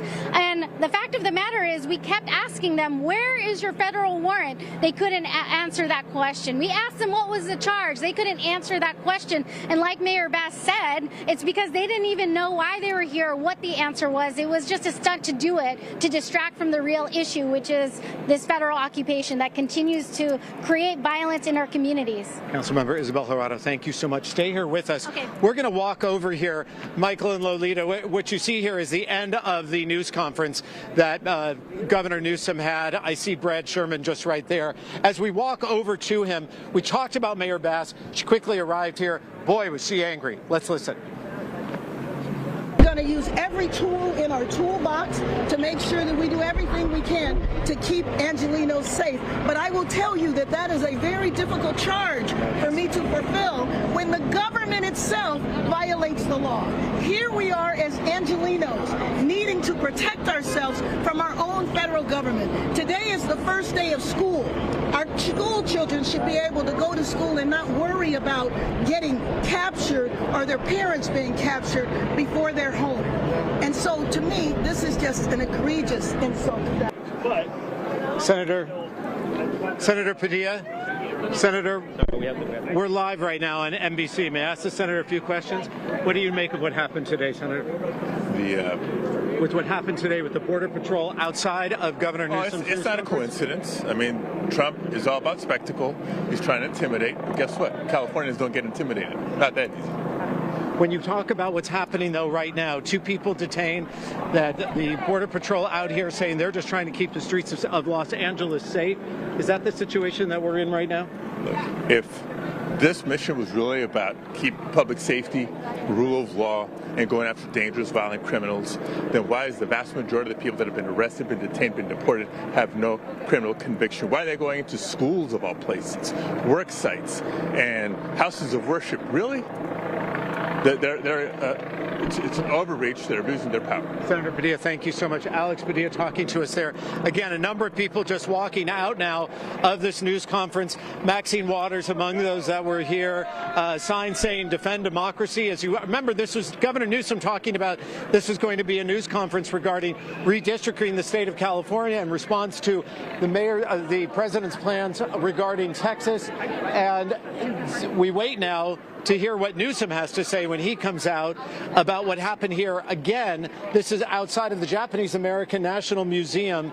This was the Border Patrol that was here outside of the entrance that happened to be here at the same time doing what they call roving border patrols. At the same time, Governor Newsom was planning this news conference. And so here today, we asked the mayor, was this the point of the federal government to try to draw attention away from this gerrymandering news conference and to bring it back to the situation of border protection here in Los Angeles? And she said, whatever the point was, she blames this on political theater. This was no coincidence. Again, Michael and Lolita do want to point out that we did ask the Border Patrol, did you just happen to be here at this time making these arrests or taking these people into detention, into custody for however long? And they would not answer the question. As we wait here, and I think if you guys want to stick with me, let's go over and see what Brad Sherman has to say about this.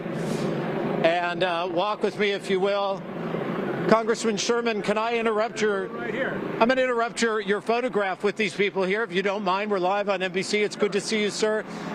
Hey, you know, first of all, there was a lot of drama right now outside of this news conference here, taking, you know, the message away from the gerrymandering as we had Border Patrol here taking people into custody right now, detaining them. Are you aware of what happened right now in the streets of Los Angeles? I'm aware of what happens in general. I don't know what happened while I was in there. But, I mean, are they here to arrest the governor and the senators? I'm sure Trump would like to.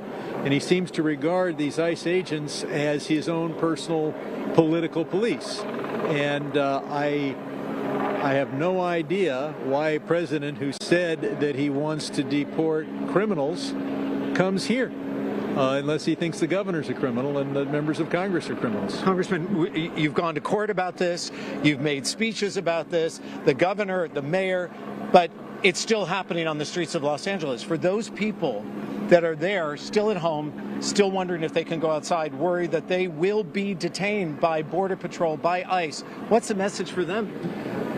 Look, I've got information on my website, bradsherman.house.gov, but it's not a perfect solution, obviously. And for people of goodwill around this city, this election we're going to have here in California, not next year, but in November, is our chance to repudiate the Trump agenda. And we've got to carry this initiative by a huge majority, something that Trump can't ignore. So, Brad, was the solution inside there today to try and redistrict the state of California? That is unfortunately, but necessarily part of the solution. But we have got to, America has survived the first 6 months of Trump being in total control of Washington. We've got to stop that by November of next year. And we can do that only if California adopts this initiative. It seems that the lines in the sand have really been drawn here in Los Angeles as the nation watches to see how this is all going to play out. Look, we should have nonpartisan redistricting commissions all the time nationwide. I'm very proud of the initiative that we have here in California that establishes a nonpartisan redistricting commission. I've supported legislation to have such commissions in every one of the 50 states.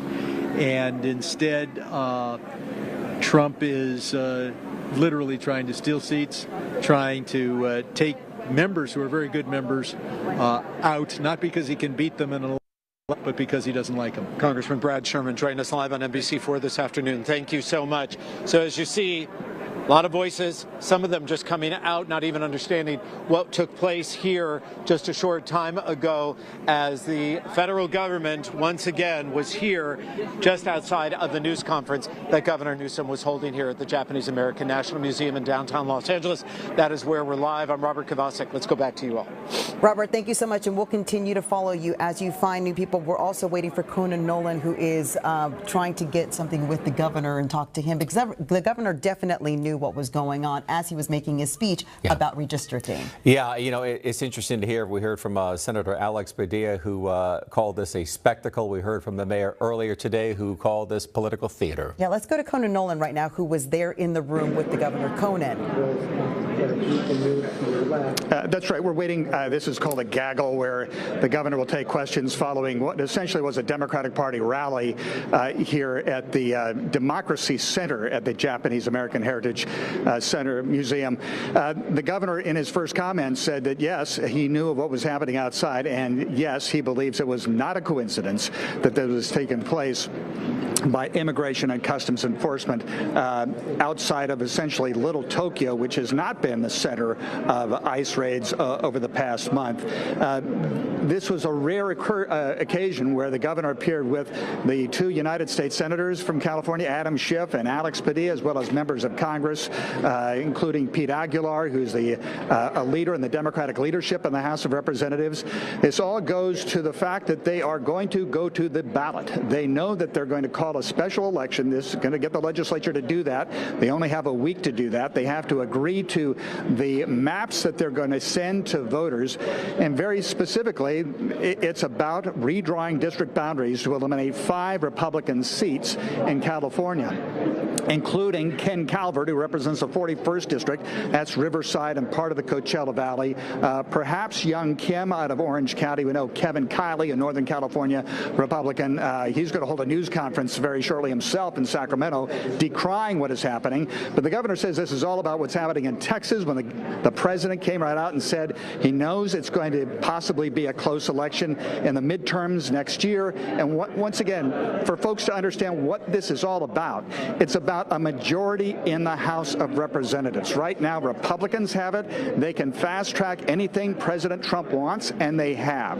If the Democrats obtain control, that is a majority, every committee member is a Democrat. Every chief of staff of every committee is a Democrat. Nothing gets to the floor of the House of Representatives without Democrats approving it. It pretty much shuts down President Trump's legislative agenda and essentially makes the last 2 years of his term look very different than the first 2. That's what this is about. The president knows that, which is why he, on camera, said, I need 5 more Republicans out of Texas. Redraw the boundaries. Those boundaries are normally drawn every 10 years after the census. It's rare that you have a mid-census redrawing of district boundaries, but that's what we're doing. And that is a snowball effect. Once Texas started to do that, Gavin Newsom said, okay, we're going to change the rules temporarily here for the next 3 cycles as we go to the voters and ask them to redraw districts here.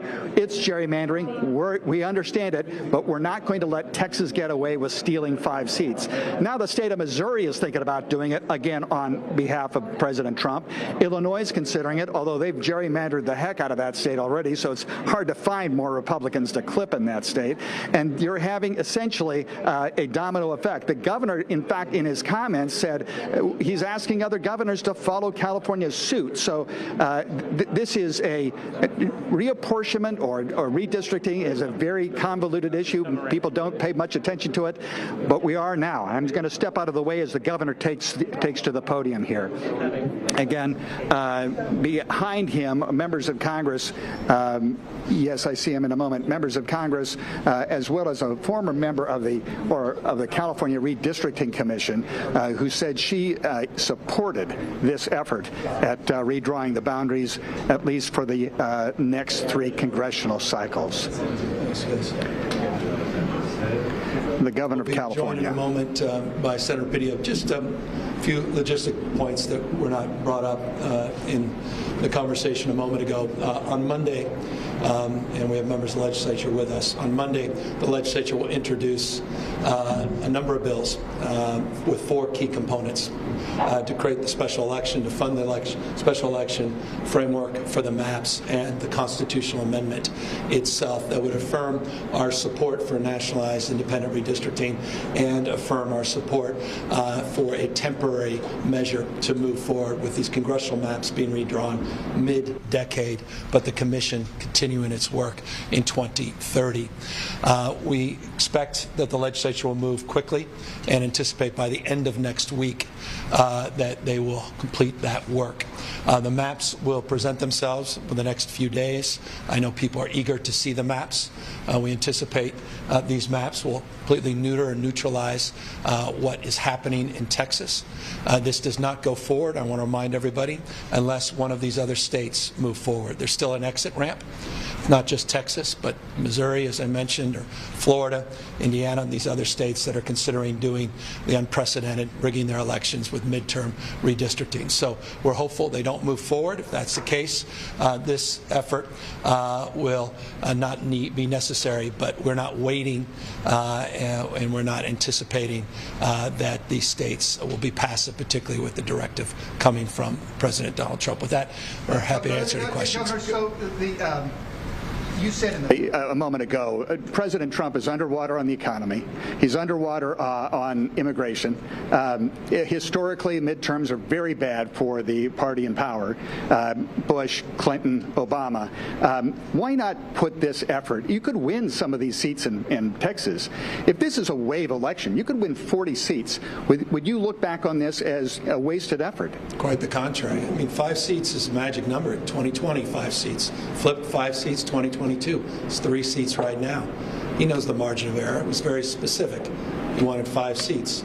He was very specific when he assigned J.D. Vance not to go to the memorials and funerals of people who lost their lives in the floods in Texas, but rather to spend the time in Indiana to try to rig the elections in Indiana and redistrict there.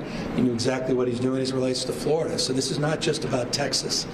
This is about running away with this system and rigging it midterm. So we're not going to sit back passively hoping that somehow conditions align with those that are living with, I think, a pre-existing condition that somehow everybody's playing fair. Donald Trump does not play fair. You've seen that happen over and over again, and I'm just not going to sit back and be complicit. I don't think the people of the state of California are going to be complicit this November and watch this system get rigged and watch our democracy fail. Does the trigger go into place if any Republican state does this? Yes. And are you confident that you have all the votes in the legislature and this is going to pass? Well, I have the confidence of legislative leadership. A number of them are assembled here today, including the Speaker and the Pro Tem that were at a press conference last week, and they have confidence in their caucuses. We've been working closely with the caucuses in both houses for some time, and we believe we'll have the 2/3 to allow the people to decide for themselves. Mr. Governor, if Trump is doing this, he's not going to stop with Texas. Are you calling on other blue states to do this now? I think you got to meet fire with fire. I mean, this is a break the glass moment for our democracy, for our nation. The world's watching us, and so absolutely. Again, it's look, identifying a problem is one thing. You got to do something about it. So this is about action, and that's what we're doing here in California. It's about resolve. It's about how. It's not about should we meet fire with fire. It's about how we actually achieve it, and so that's my hope and my expectation that other states will follow suit. There was just in terms of what you were just talking about, I mean, what is the Democrats' endgame here? Because Republicans do have more options for redistricting in states like Ohio, Indiana, Missouri, and there are a lot bigger legal hurdles for Democrats in states like New York, New Jersey. I mean, what is the endgame? Do you feel like you can win this? We got to win. I mean, democracy's counting on us. I mean, the Founding Fathers did not live and die to see this moment. And so there's just too much at stake. And, we can roll over and say, boy, maybe if we don't, they won't continue this process well beyond Texas. You know for a fact they will. They'll run up the score regardless. At least California could push back and neutralize Texas. And once a mind is stretched, it never goes back to its original form, the power of emulation. Success leaves clues. If we're successful in November, I imagine other states may consider their own paths. Some could happen as late as January, some could happen earlier. Many states have not dissimilar independent redistricting commissions. They could take a look at exactly how we process this and how we approached it. Other states are differently situated. But look, at the end of the day, we're just they count on us to continue to say one thing and do another. That's what's different about this. We're not just asserting ourselves. We're going to prove ourselves this November. There was an ICE immigration action. Counties in California just say that the state can't afford this. The registrar in Riverside County said it's going to cost $16 million for special election. What's your response? Well, the state of California is going to fund that. And that's what the bill's all about. So, yes, it's deeply disingenuous. We've got the money. We're going to do it. And no price tag for democracy. And this individual should know he's a what? The registrar of voters. He should know the rules. Imagine that's a job description as well. The state will be funding it. Governor, there was an ICE. Have you spoken with Governor Schwarzenegger about your proposal? I had a chance to dialogue with the governor. As you know, as someone that opposed very publicly attempts to roll back independent redistricting, that voted for them in the first place, I share his vision, and I made that clear publicly, and I've made that clear to him privately, and that's why it was important to talk to him specifically about the fact that we're affirming our independent commission, and we're calling for a national independent commission as well. Could you speak to the ICE action outside the news I think it's pretty sick and pathetic, and it just said everything you need to know, the setting that we're under. That they chose the time, manner, and place to send their district director outside right when we're about to have this press conference. Said everything you know about Donald Trump's America. And that was top down. You know that for a fact. They'll deny it, I'm sure. Maybe they won't deny it. Said everything you know about the authoritarian tendencies of the President of the United States. I said in a moment ago, wake up, America. Wake up. You will not have a country if he rigs this election. You will have a president who will be running for a third term. Mark my word. I wasn't exaggerating when I said that I received in the mail a Trump 2028 hat from one of his biggest supporters. These guys are not screwing around. The rules do not apply to him. The most corrupt president in history. Doesn't believe in free enterprise, crony capitalism.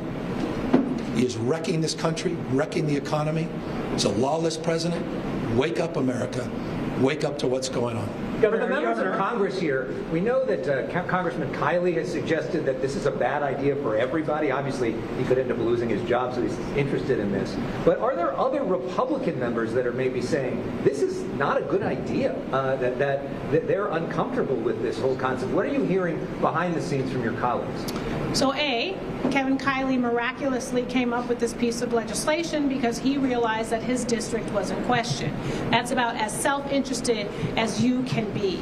B, my colleagues will confirm this, we had our weekly call with our Democratic caucus, and every single one of them was grateful that California was stepping up and fighting fire with fire. They said, can you lean in anymore? Because we need a playbook for how we can fight in our states. The governor is correct.